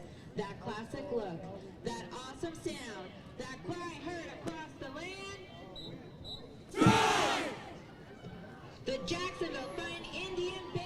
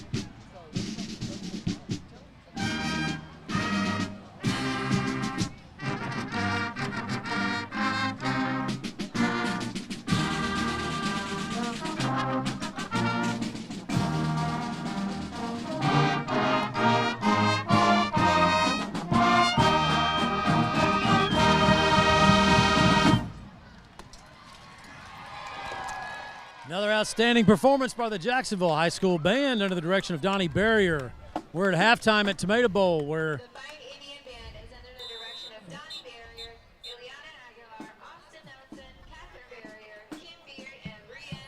wanted to let the PA let you hear the names of the people that work with our band students.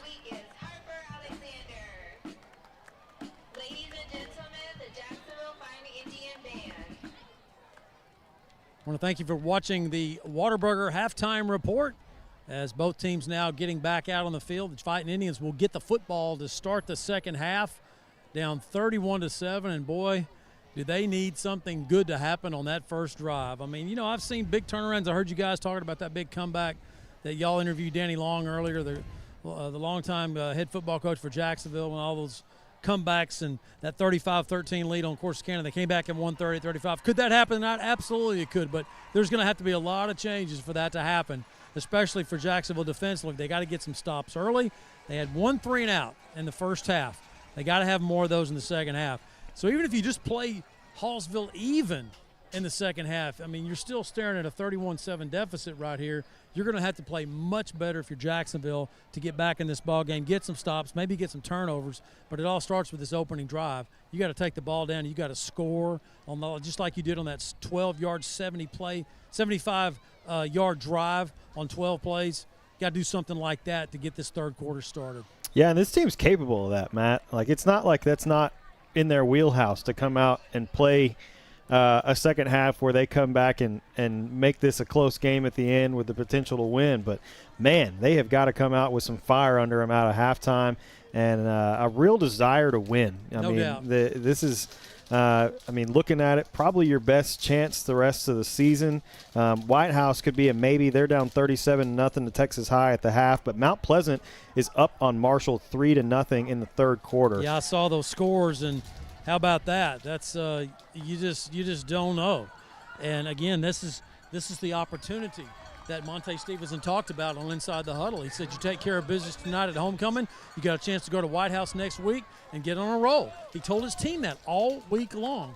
And there's just no other way to sugarcoat it. We're not trying to be negative. We're not trying to be ugly. I don't think anybody's going to be shocked for us to say that, look, Jacksonville just laid an egg in the first half. They just did on both sides of the ball. They got to do better in the second half. They got to play better. They got to cut out the mistakes. They got to tackle better. Can't have drop passes. Got to protect your quarterback. Give him a pocket. You got to be able to run the ball and get some points. I mean, not just building up stats. You got to get some points on the board because you're down 31-7. Don't have a report on Caden Boyd. I don't see him out. I'm not sure. He was, basically being helped off the field. I'd be very surprised if we see him. I think I see him walking. Is that him walking in the end zone? If that's him, he's walking pretty dang good. I think it is. He is walking really good. He is walking pretty good. Wow. Look at that. Maybe they gave him some magic juice at the half. Here's the kickoff. Got to get on the ball. Wow. McGowan able to pick it up, but oh man, that could have been a disaster. Scary. Castle was just watching the ball bounce. You got to go get on it. But yeah, this is a good scene right here as I see Caden Boyd. He's not going to be checking in on this offensive series, but he's walking like he's good to go.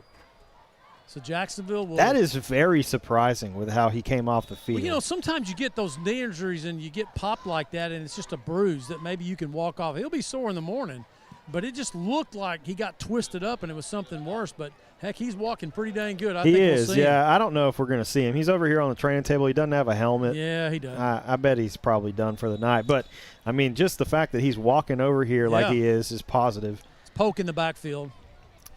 Alex Polk in the backfield. Ben Bolton going to drop back on 1st and 10, looking downfield, going to flip this one short. Good and catch. that pass is caught. Pretty good pickup. It's going to get about 6. Can't see who that was. Mosley. Bubba Suarez Mosley on the reception for the Indians. So Mosley picks up 6, and nice check down by Ben Bolton right there. Not his primary receiver. Looked everybody off and threw it down, 2nd and 4. Trips right, 1 left. Handoff this time going to go to Polk up the middle, and there's nothing there up the middle for Alex Polk. Just no push from that offensive line of Jacksonville. I'm going to walk over here and see if I get any kind of a look from Caden Boyd. No gain.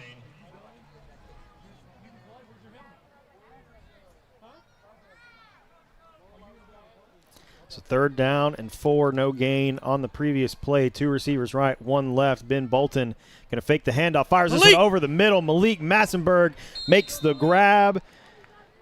Love the play call right there. That's the first time we've seen Jacksonville throw to the H-back like that here in week 6. Looked like a great play. Picks up the EAG Ford 1st down, does Malik Massenberg.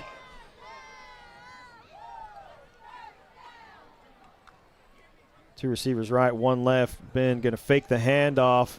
Oh, no. This one. Oh, my goodness, intercepted. Tipped. Intercepted, and Hallsville will take over 1st down and 10 inside the Jacksonville half. So Bolton, once again, he pumped it. He hesitated. He was going to throw it, and he pulled it back, and then when he threw it, his arm got hit right into the defensive lineman's hands, number 72, Remington Mills. And Jacksonville with another interception. Wow. He was going to throw the ball. It looked like he just kind of changed his mind and kind of double pumped the ball. And then when he did, he got his arm hit. 1st down for Hallsville. Wallace going to hand this one off. This one goes to Evans. Finds a hole on the right side of the line. Going to pick up the 1st down. Push this inside the Jacksonville 30 and out to the Jacksonville 26-yard line. I'm not sure the officials right here are.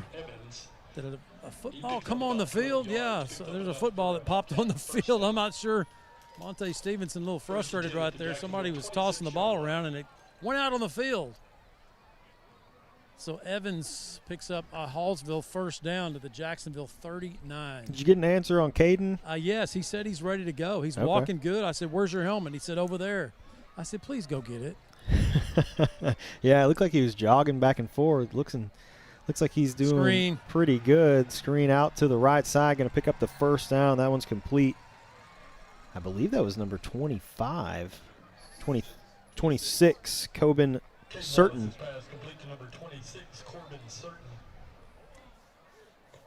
Another Hallsville 1st down. David Barrera. We've talked about Jacksonville having a hard time defensively tonight, but I got to tell you, their offense hasn't helped them out much, have they? No. Once again, they spent way too much time on the field. Well, and your offense just keeps giving the ball back to Hallsville on mistakes. Trips left, 1 right. Wallace going to flip this one out for number 23, Eli Salas, and he goes in for the score. There's a late flag that comes in. Well, it is a touchdown from 10 yards out for Hallsville, and the flag came after the play. So they're waving off one of the Jacksonville players right now. I think they're going to get Jacksonville for something here because The official was tapping one of the Fighting Indian players on the top of the helmet, said, go, go, go, move, move. So we'll see what the call is. Nevertheless, it is going to be a touchdown for Hallsville after the Jacksonville turnover.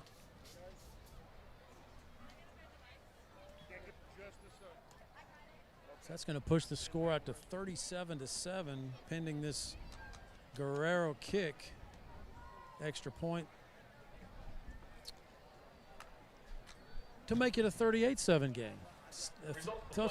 Here's the official. Yeah. Yeah, it's going to go against C.J. Crockett, unsportsmanlike conduct. I didn't want to identify the number of the player, but he did it for me. Yeah.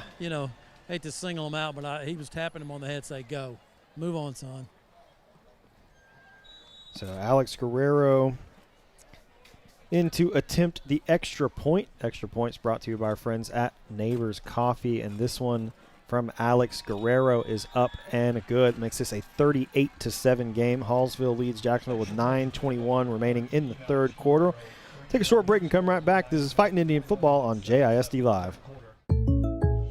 When you bundle home and auto, life can be easier. You choose coverage that makes sense for you, at a price that's right for you, and a local State Farm agent who's there for you. Call State Farm agent Jeremy Harmel in Jacksonville today. Ready to hit the road in a brand new Ford? From dependable trucks to family-friendly SUVs, we've got the right ride for every road ahead. Drive home today with unbeatable savings and award-winning service, only at EAG Ford Jacksonville, your hometown Ford dealer. We'd like to say thank you to tonight's team meal sponsor, the Peacock Law Firm. Thank you for your valued support of Jacksonville athletics. Welcome back to the historic Tomato Bowl. Hallsville makes this a 38-7 game after the touchdown. 9:21 remaining here in the third quarter. And after an unsportsmanlike penalty, Hallsville once again will have a short kickoff from the Jacksonville 45-yard line. Alex Guerrero has this one teed up for the Bobcats.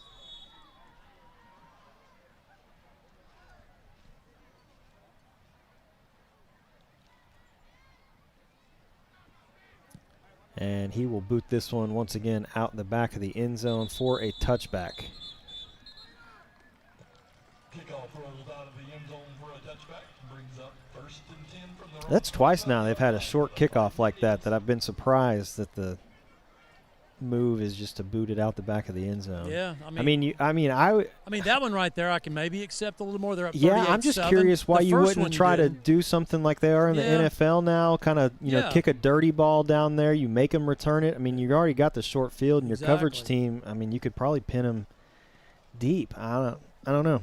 Well, once again, I misidentified an injury. I thought Caden Boyd was out, and he's back in there. I would have thought he was out the way he got bad. up. It looked really bad. Rough. Yeah, he's in there. So is Trent. 1st and 10. Trent Clater with Caden Boyd in the backfield. Trent going to fire this one near side for Jordan McGowan. Makes the grab. Wait a minute. He caught that ball. What is he saying? The official said he didn't catch that. What? That is incredible. How is that How possible? is that not a catch? He caught it. Flag on the play. And the white hat threw a flag super late. Wow. I cannot believe the line judge came in there and said that was not a catch. He caught the ball. He got drilled, yeah, but he caught it. Oh, my gosh. What is he watching? It's right in front of him. He caught the ball and turned before he got hit. I mean, I don't know. It doesn't matter if it was a chop block by Jacksonville. It would have been negated anyway. I'm just shocked that a guy can't see a guy catch the ball, and he got tackled, and he comes in there waving it like it's no catch. He went to the ground with the ball. Well, and he made the catch and turned and immediately got hit. It's a weird night. Such a weird night. Oh, man. After the chop block penalty, it's going to be 1st and a mile. What is that, 25? First and something like that. 1st and 25. It's a long way back there. God. Trent gets a snap, looking to the near sideline, going to fire this one downfield. Jordan Castle can't get an eye on it to bring that one in. Incomplete. It was a pretty good pass from Trent. Just couldn't connect with Jordan. Actually, he threw the ball at the sideline. Really didn't give Castle a chance to catch it. He was running a straight go route, was Jordan Castle, and he had the corner beat. If Trent just gets that ball out in front of him to where he doesn't have to turn his shoulders around, maybe it was a back shoulder throw. Maybe I'm missing. Maybe I don't know, but it just looked like Jordan had his guy beat, and the ball was thrown a little bit toward the sideline too much. So it doesn't matter. Incomplete, second and down, and still 25. 2 receivers right, 1 left. Polk in the backfield. Going to go out wide towards the Hallsville sideline. Trent pops this one over the middle for Massenberg. Nice. Makes the catch and picks up the EAG Ford first down. So the official does not come in and wave that one off as incomplete. It looked like that other catch. So Massenberg with 2 catches out of that H-back position. What a nice throw by Trent Clater. He just kind of floated it over the linebackers, over that linebacker zone, and Malik just kind of settled underneath it, and Jacksonville gets an EAG Ford first down. Yeah, and Trent was throwing that one to a spot. So good on him. Now this one's fired for Jaqueline Holman. That one's going to be incomplete. Yeah, just didn't have enough on it right there. I think Trent felt the pressure right there, and he didn't finish his throw. He kind of pulled up a little bit, and he got popped right in the ribs. So it falls incomplete right in front of Jaqueline Holman, the sophomore. Second and 10 now. 2nd and 10. This one's going to be from the Jacksonville 40. This will be Polk in the backfield with Trent Clater. Trips right. No receivers left. Clater scrambles to his right. Floats this one downfield, trying to find Suarez Mosley. Pass is incomplete. Just a great decision that time by Trent Clater. The ball, it was incomplete, but he scrambled out of the pocket, and he kind of waved his hand a little bit at Suarez Mosley. Go and break your route, go deep. Nice delivery by Trent. Just a little bit too much on it. Falls incomplete. But, that's 10 games of varsity experience last year for Trent. I've been talking about Ben Bolton getting rid of the ball. Again, he's just his first year as a varsity quarterback. Didn't even play last year. And you can see Trent right there with that game experience that he had as a 10th grader last year, now a junior. So this will be 3rd down and 10 after the incompletion. Trent Clater looking to his left this time, trying to find Jordan McGowan. That one's incomplete, and it will be 4th down and 10. And Jacksonville will send out the punting unit once again. So we'll see another punt from Davian Tavera. Just not a lot of open receivers. I'm not sure if Jacksonville is just not able to separate.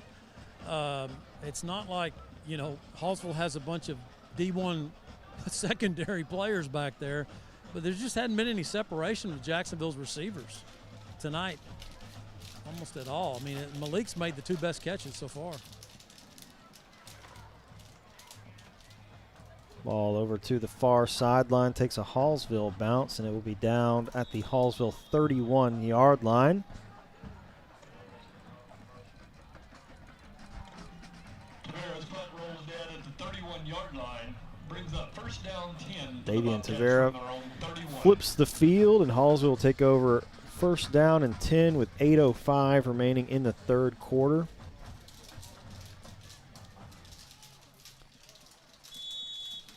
So far here in the second half, not the answer that we were looking for from the Indians. So Tally, number 9, the little scat back, will check into the backfield for Hallsville. He's a tough guy to bring down. 2 receivers left, 1 right. Screen. Wallace fires this one, trying to find Tally. That one's over his head and incomplete, so it'll be 2nd down and 10. Well, nice pressure by Elijah Benavides on the quarterback, Wallace, and then Harrison Penn kind of got in the middle of that screen, and had that ball been caught, he was right there to make the tackle. So a couple of nice plays by Jacksonville, incomplete, 2nd and 10.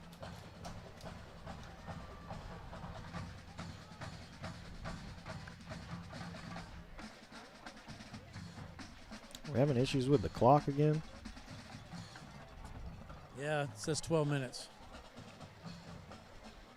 Handoff goes to Talley, trying to go up the middle, met at the line of scrimmage. He will be brought down. Harrison Penn in on the tackle. Don't we play 12-minute quarters? We do, yeah, but we had like 8 minutes, and it keeps resetting for some reason. They just ran some time off, and it reset back. I don't know why there's clock issues here at Tomato Bowl. Now they just got a flat-out 8 up there. Now the clock's running with 7:56 and counting. I guess that's what they're going to go with. Close enough. It's probably pretty close, yeah. Close enough. Oh, man. And now we're going to have a stoppage.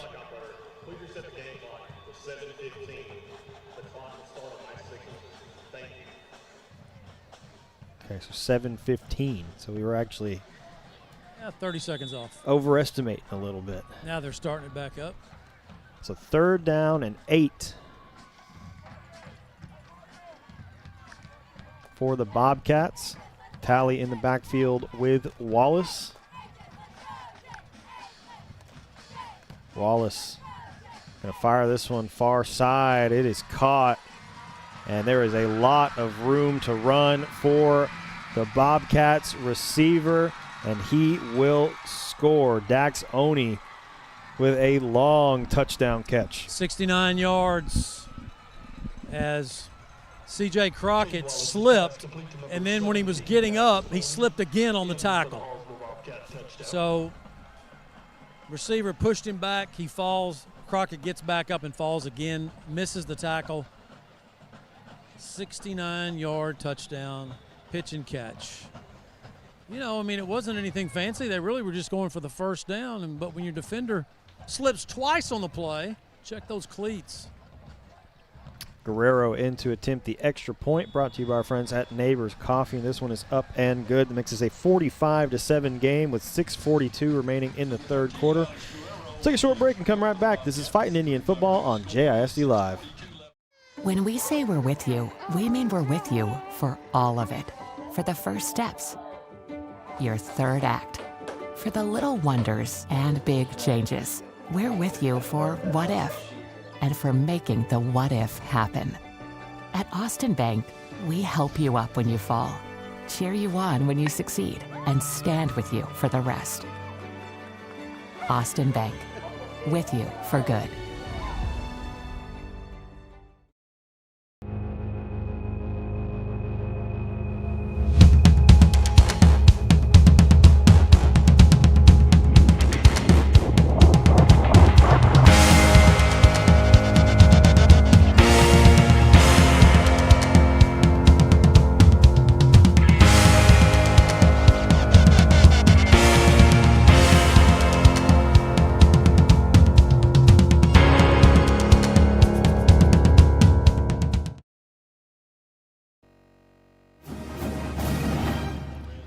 Welcome back to the historic Tomato Bowl. Hallsville on a 69-yard touchdown makes this a 45-7 game. 6:42 remaining in the third quarter. This one popped up, going to be fielded by Haddon Hicks. And fair caught at the Jacksonville 33-yard line.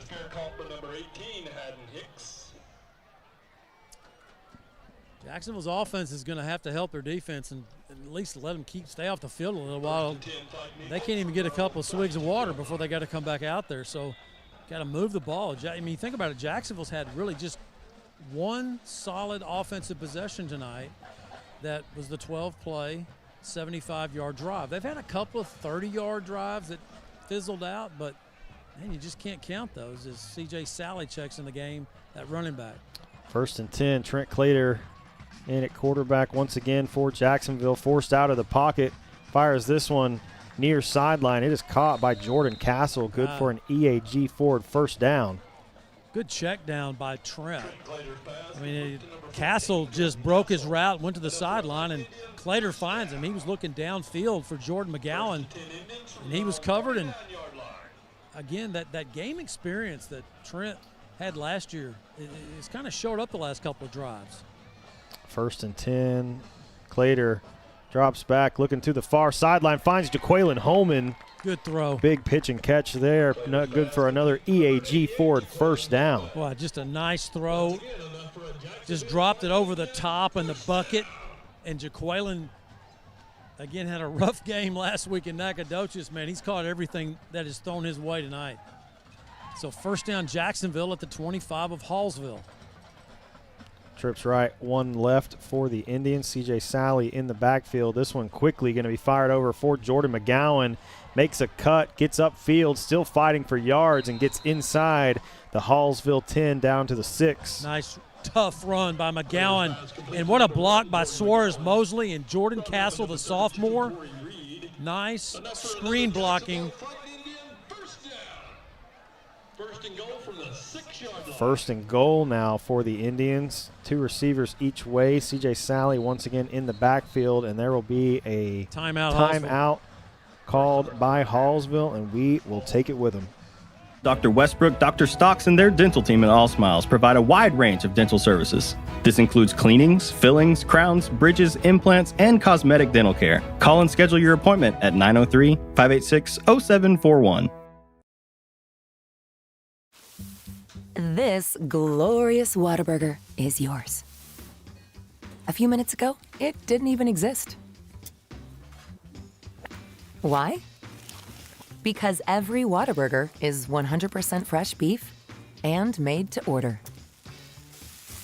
That means we didn't start cooking it until this exact moment, right here, when you ordered it into existence. Whataburger, just like you like it.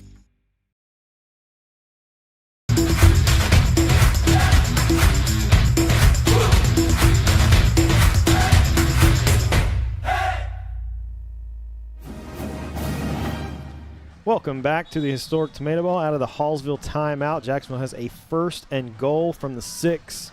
C.J. Sally in behind Trent Clater at running back. Clater fires this one for JaQuaylen Holman, far side. It is caught, but he will be spotted at the 1, just short of the goal line. And it will be second and goal. Let's see if Trent tries to pull a Ben Bolton on the tush push here.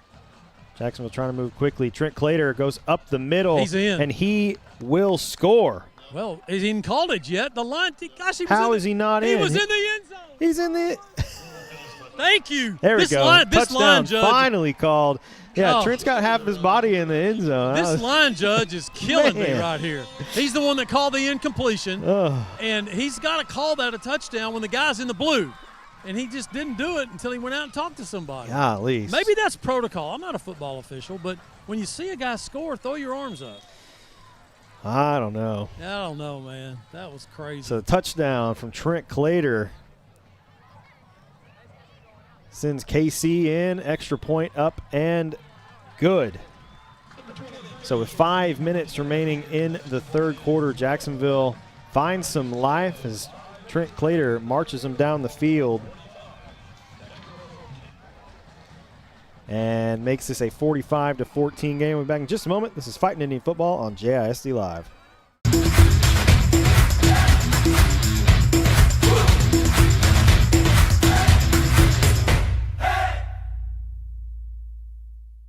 Since 1953, Hubert Glass Oil has been servicing the Texas market with the finest quality fuels and lubricants. Each batch is crafted with precision and quality tested by our in-house lab. Whether you're on the road, on the farm, or on the job, we have the right product for your needs.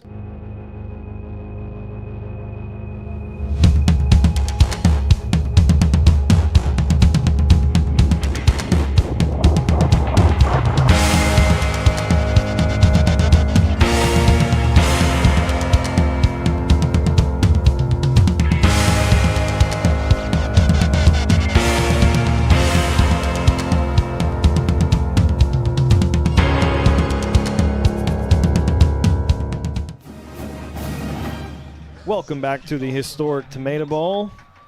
And with your Fighting Indian scoring drive summary, here's Todd Travis.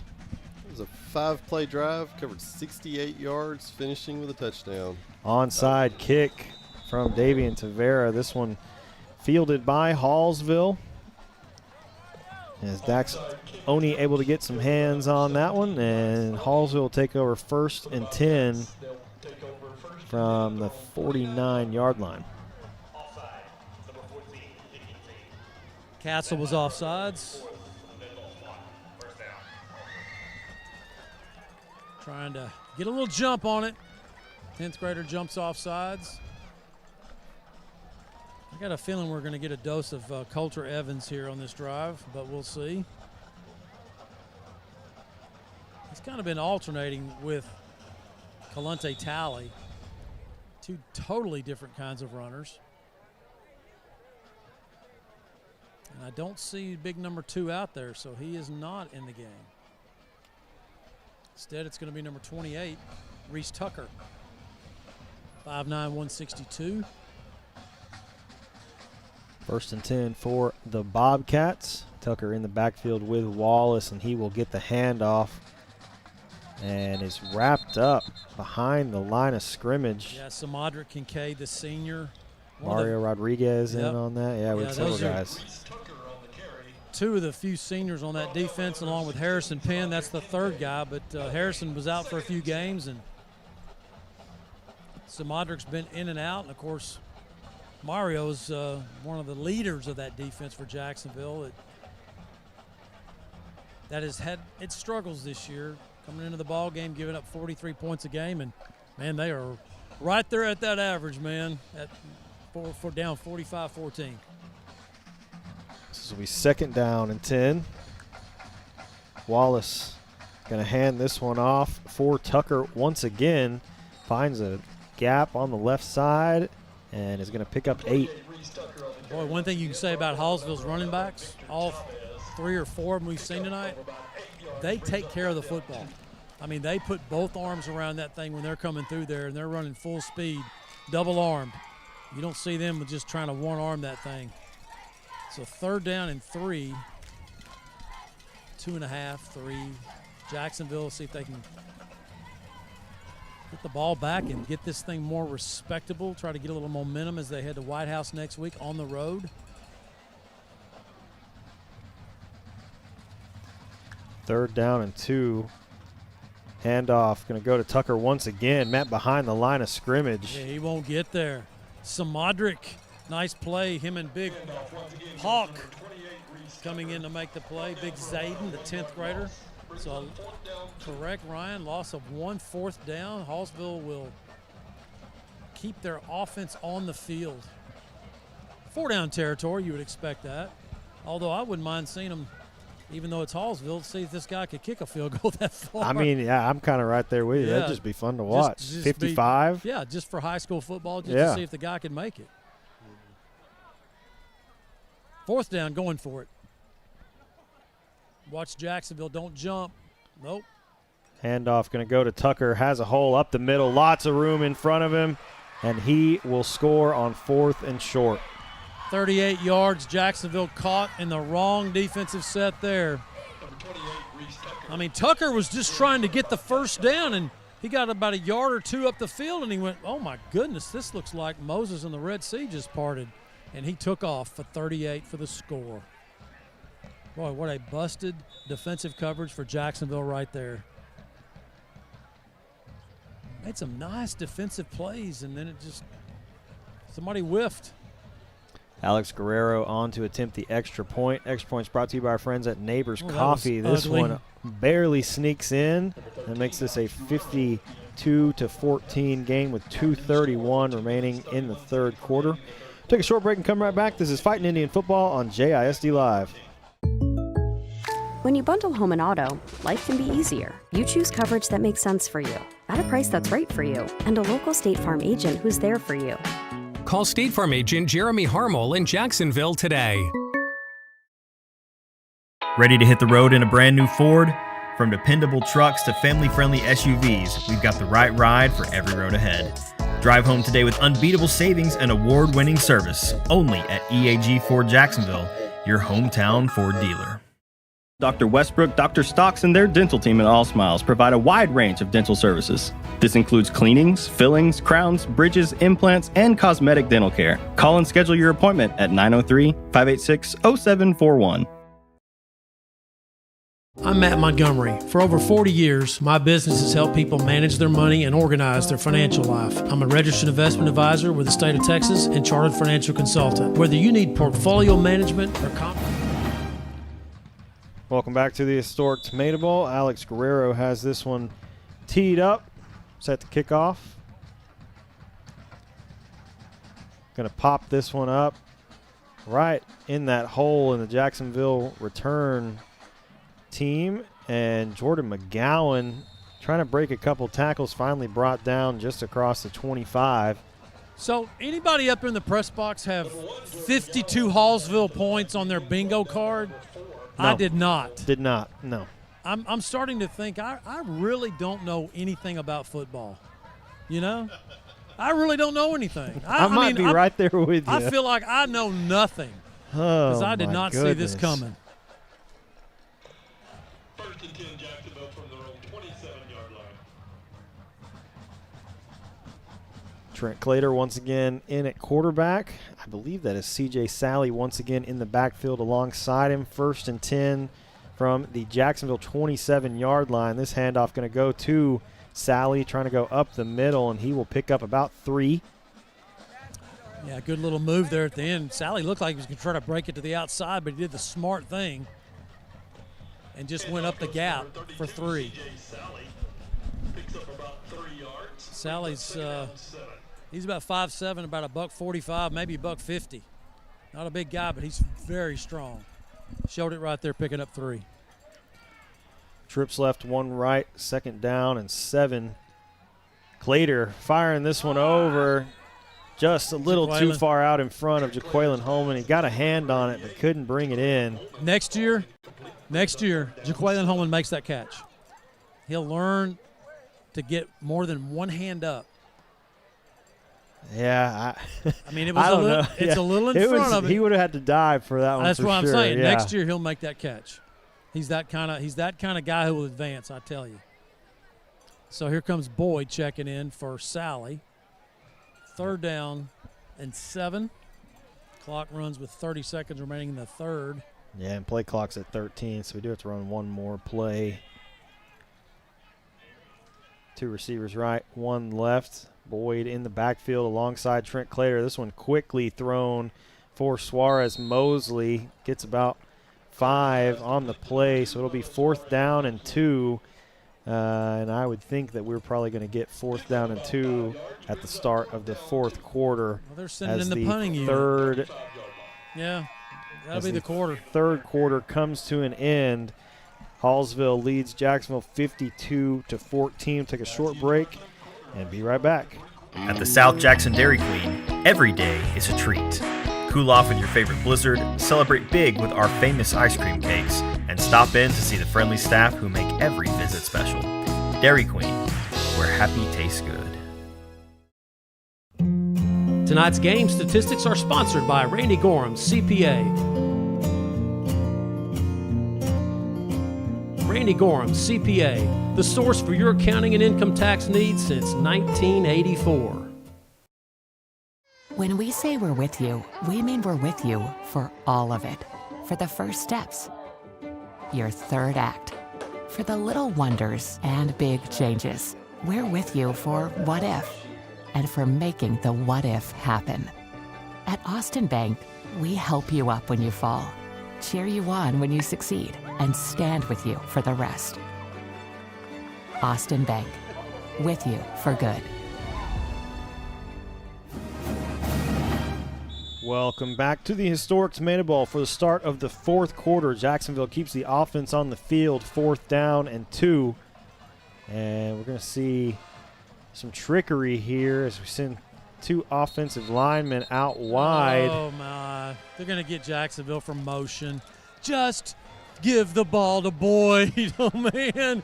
Why?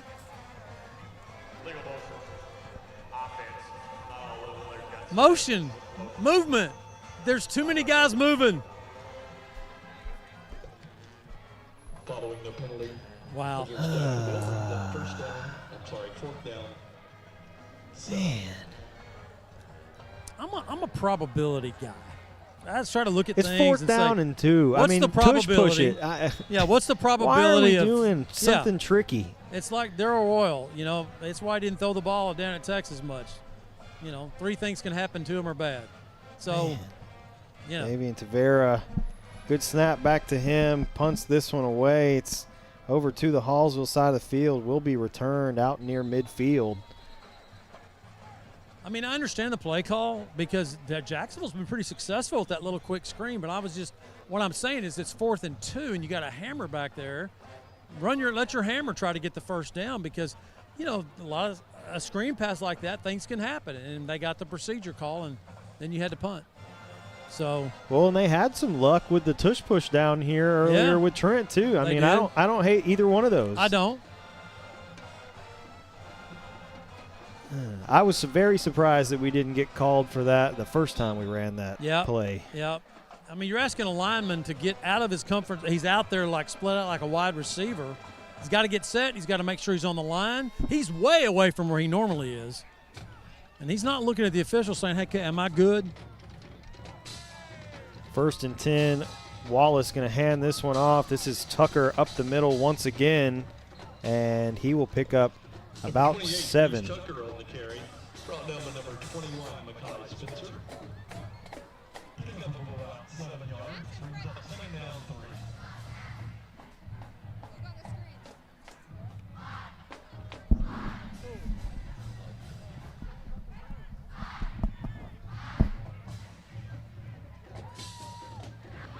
So Hallsville letting that clock run down.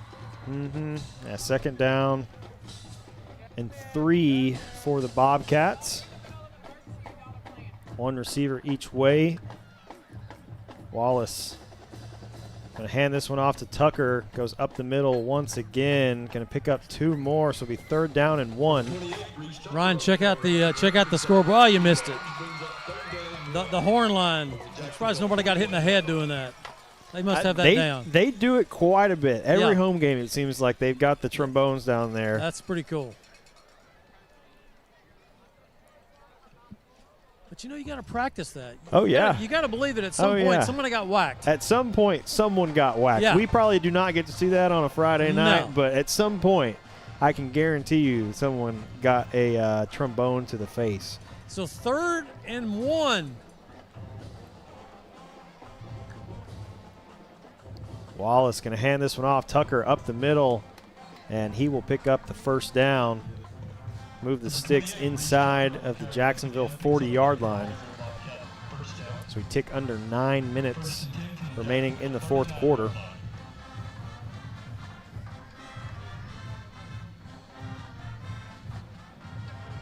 Yeah, the only score that's really shocked me this year is when I saw 66-6 Kilgore beat Gilmer. That shocked me.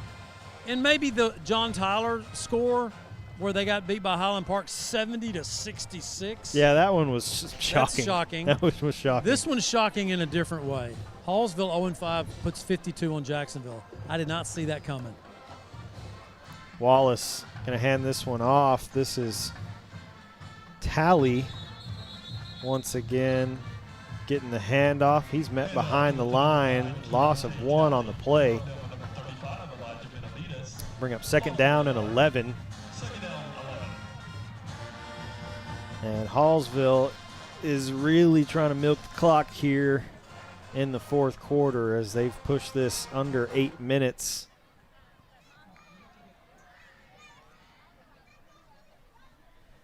And who can blame them?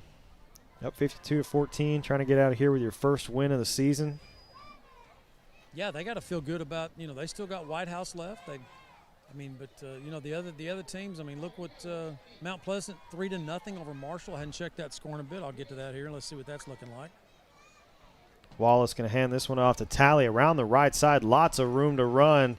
Gets it out near the sideline and will step out of bounds at the Jacksonville 25. It is 7-3 Marshall in the 4th quarter. Man, what an offensive juggernaut that was, huh? What a game there, huh? Yeah, that's a defensive struggle for sure. Kilgore 27-12 over Henderson. 58-14, Texas High over White House. That's the other district game besides this one. Nacogdoches tonight had the bye. First and 10 for the Bobcats from the Jacksonville 25. Handoff going to go to Tucker, immediately wrapped up by Zayden Paulk. Nice tackle by Paulk. Paulk's had a heck of a game tonight. He's definitely a candidate for the Austin Bank Defensive Player of the game. You know, when you give up 52 points, you're going to have to look for some defensive players right there because everybody has to share in giving up 52 points. But, you know, Mario's had some nice plays. Harrison Penn's had some nice plays. Yep. Samadra Kincaid's made some plays. Yeah.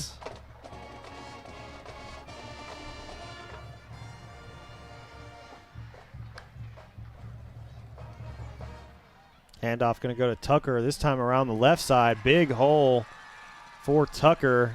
Gets out near first down yardage. Going to be about a yard or two short. Yeah, Hallsville, Wallace is just coming up to the line of scrimmage, and he's looking at the play clock in the end zone, and he's just letting it get down to 5-4, and then he snaps the ball. So clearly Hallsville not trying to score.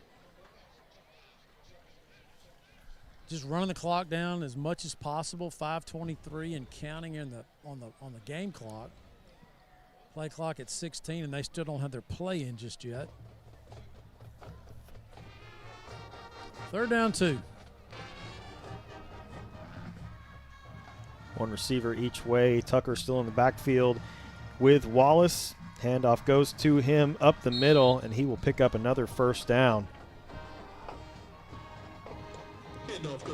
This is quite the lengthy drive for Hallsville. Yeah. Picks up enough yardage for the Hallsville Bobcats. Kalante Talley will check in for Tucker at running back for Hallsville.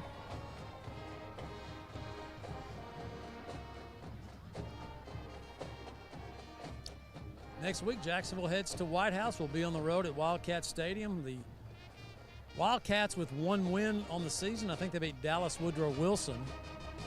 They did, and that was a blowout. Yeah, not a very good football team in Woodrow Wilson. So, you know, two teams still hurting, Jacksonville and White House.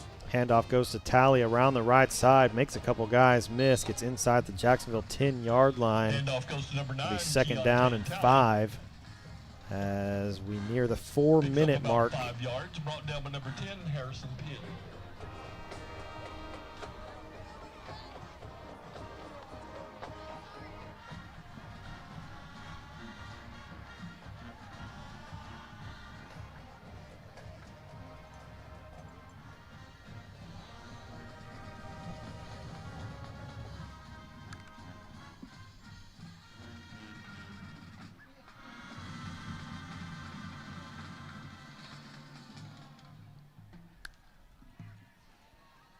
Wallace hands off to Talley once again, up the middle, upended by Jordan McGowan, Yeah.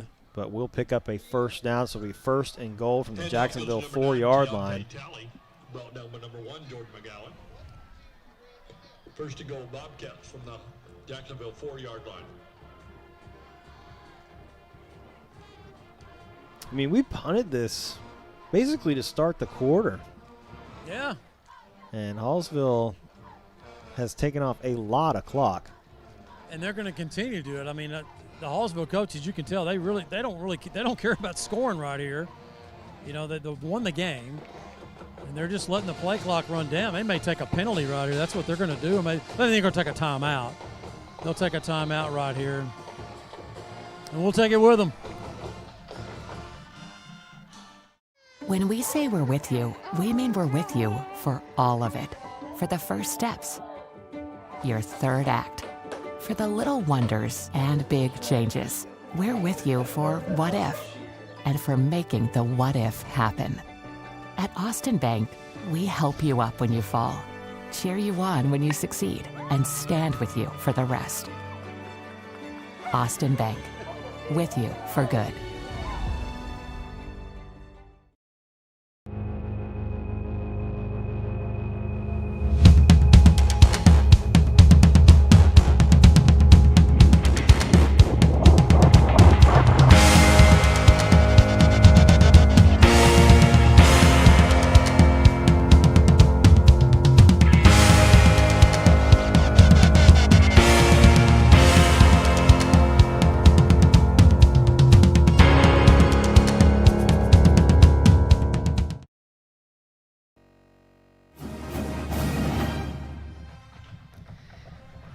Coming out of the timeout, 1st and goal for the Bobcats. Tally gets the handoff. Oh, nice Mario.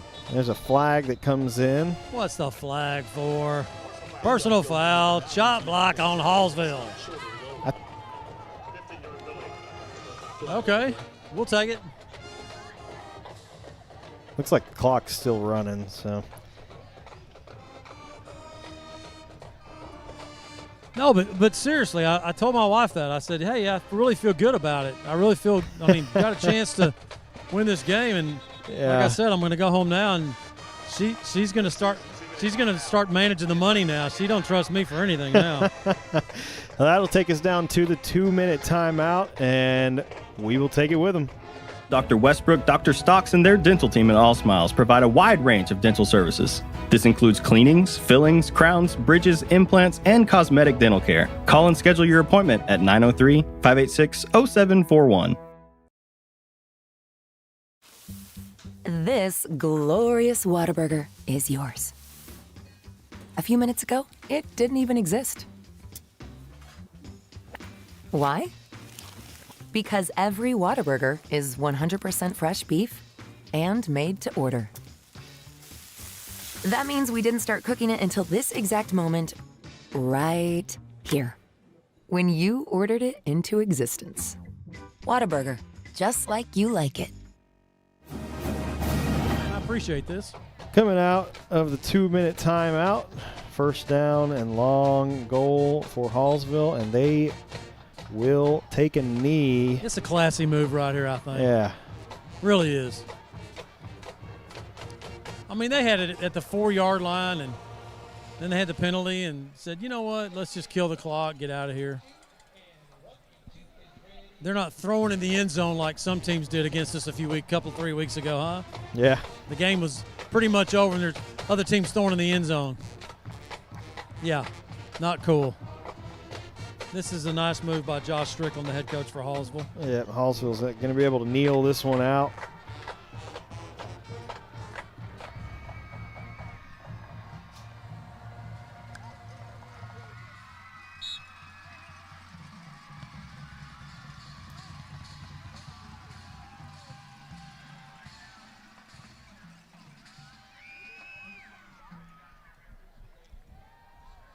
Couple of little chippy moves here by a couple of the players, and Jacksonville just needs to, hey, don't get chippy, take it like a man.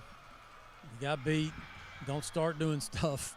A couple players getting a little frustrated for Jacksonville.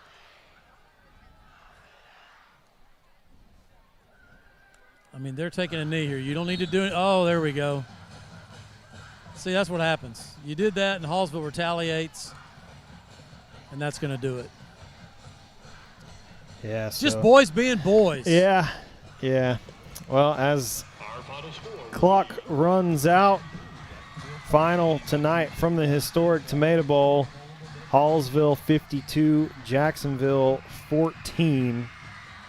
And Hallsville picks up their first win of the season, and Jacksonville will move to 0-6. And unfortunately for Jacksonville, too, there's no bye week. Last week of the season is your bye, so it's just 1 week after another. Yep. It's got to keep plugging along. And Jacksonville still has to play Mount Pleasant, Marshall, Texas High, the 3 best teams in the district. So they still got those guys left.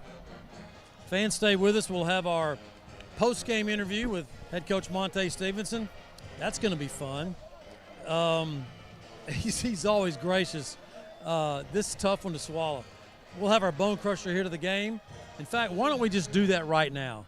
Let's do it. Yep, the bone crusher here to the game, sponsored by Dar Chiropractic. If your body needs an adjustment, call Dr. Darwin Dar, JHS class of 1984. Dr. Dar is your hometown chiropractor. The bone crusher here to the game goes to Harrison Penn. Made a heck of a play on the big running back. Spotlight player of the game, Harrison Penn. Yep, Coulter Evans was coming through the gap, and boy, Harrison stood him up, and that's pretty big size difference right there. So Harrison Penn gets the bone crusher hit of the game. The Jacksonville offensive and defensive players of the game, sponsored by Austin Bank, your community bank, locally owned and operated since 1900. I'm going to start off with the defensive player of the game. Played a really solid ball game. Sophomore Zayden Pauk in on a lot of tackles. We could have had several guys get that, but when you give up 52 points, it's hard to find somebody who really had an outstanding game. But Zayden Pauk did his job from his defensive tackle position. Guys, the offensive player of the game, I'm going to need some help with. I'm not sure. The first one that comes to mind was Malik with a couple of those big catches he had over the middle. That kept the drives going. Yeah, I thought those were pretty big catches. Yeah, Caden Boyd had a nice game offensively as well. But we're going to go with Malik Massenberg from his H-back position. He had two really big, I believe those were both big first down conversions. They were, yeah. Yeah. So Malik Massenberg is your Austin Bank offensive player of the game. We want to thank Austin Bank and Dar Chiropractic for sponsoring our post-game awards. Coach Monte Stevenson has his team gathered, and man, it's tough. I mean, it's homecoming. You got a lot of people here, a lot of activities, and you didn't play up to your ability. I mean, Jacksonville has played so much better than this. This was clearly their worst game that they've played this year. They've now they're 0-6, and you just got to keep getting better every week. A lot of work still to do. Guys, I'm going to toss it up to y'all. And y'all let's go ahead and get started on stats. Take a look at our post-game statistics brought to us by Randy Gorham, CPA. Passing, Trent Clater finished with 7 completions on 12 attempts for 105 yards and 1 interception. Ben Bolton had 7 completions on 11 attempts for 56 yards with 1 interception. Rushing, Caden Boyd, 9 carries for 39 yards and 1 touchdown. Alex Polk, 5 carries for 18 yards. Trent Clater had 2 carries for 4 yards and a touchdown. CJ Sally, 1 carry for 3. Receiving, Jaqueline Holman, 4 catches for 47 yards. Malik Massenberg, 2 catches for 42 yards. Bubba Suarez Mosley, 4 catches for 29 yards. Jordan McGowan, 1 catch for 19. Jordan Castle, 1 catch for 17. And Haddon Hicks, 1 catch for 5 yards. Yeah, I thought once Trent finally kind of got into a groove there on that second touchdown drive, it looked really good. It was making some really good decisions. And I really think those 2 completions to Malik for first downs to keep that drive rolling were a crucial part of that scoring drive. You want to take a look at some Hallsville statistics real quick? So the quarterback, Caden Wallace, 10 completions on 14 attempts for 161 yards and 2 touchdowns. Rushing, Coulter Evans, 18 carries for 115 yards and 2 touchdowns. Reese Tucker, 10 carries for 67 yards and a touchdown.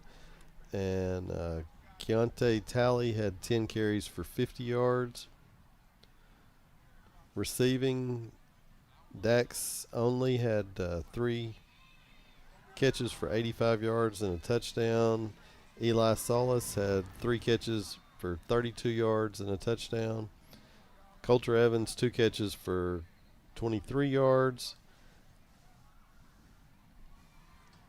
Yeah, and looking at it, Alex Guerrero was 1 for 1 on field goals from 45. But really looking at it, you take away this 67-yard Dax Oni touchdown. There was not a lot of throwing. This was a very run-heavy game from Hallsville tonight. Lots of rushing yards. Coulter Evans, especially in the first half, a big factor in the game. Didn't see a ton of him in the second half, but 115 yards and 2 touchdowns. And, Reese Tucker came in towards the end, hard running. And Talley, very shifty. Jacksonville's defense just didn't really have an answer for the run game, and when it's working, you stick with it. It's kind of the name of the game for Hallsville. Yeah, it worked good just to eat the clock with those long drives that they had. And I think the drive at the beginning was about 6 minutes, and so and they took up the entire fourth quarter. Took up the entire fourth, so they had a lot of time possession. Yeah, Matt, I see Coach coming over to you, so I'll send it down. He's coming in. Coach Stevenson, We didn't see this coming. I know you didn't either. And sometimes you don't see them coming. You felt good coming into the ball game, but things just didn't go early on the way you wanted them to. Sure, absolutely. You know, our kids had a good week of practice and did not see those first quick scores. I mean, nobody did. But then after they figured out that they could play, they waited until it's too late to figure out that I need to do something. So our kids need to, again, continue to keep fighting. There's still a lot of positives. There's nothing wrong. Obviously, everybody wants to tonight this environment, this atmosphere to come away with a victory. But we fell short. But the plan's still the same. We're still changing Jacksonville, still changing the culture. I know everybody wants to win, but we're winning in other places. So just be patient. I know that the win is coming. Just don't know when. Right now, the mindset is changing Jacksonville and changing that culture. Well, I mean, I go to practice. I see the incremental changes. I see the good things coming on. I see your sub-varsity teams winning, 6-0 with your freshmen. I see those things, and a lot of people don't see that.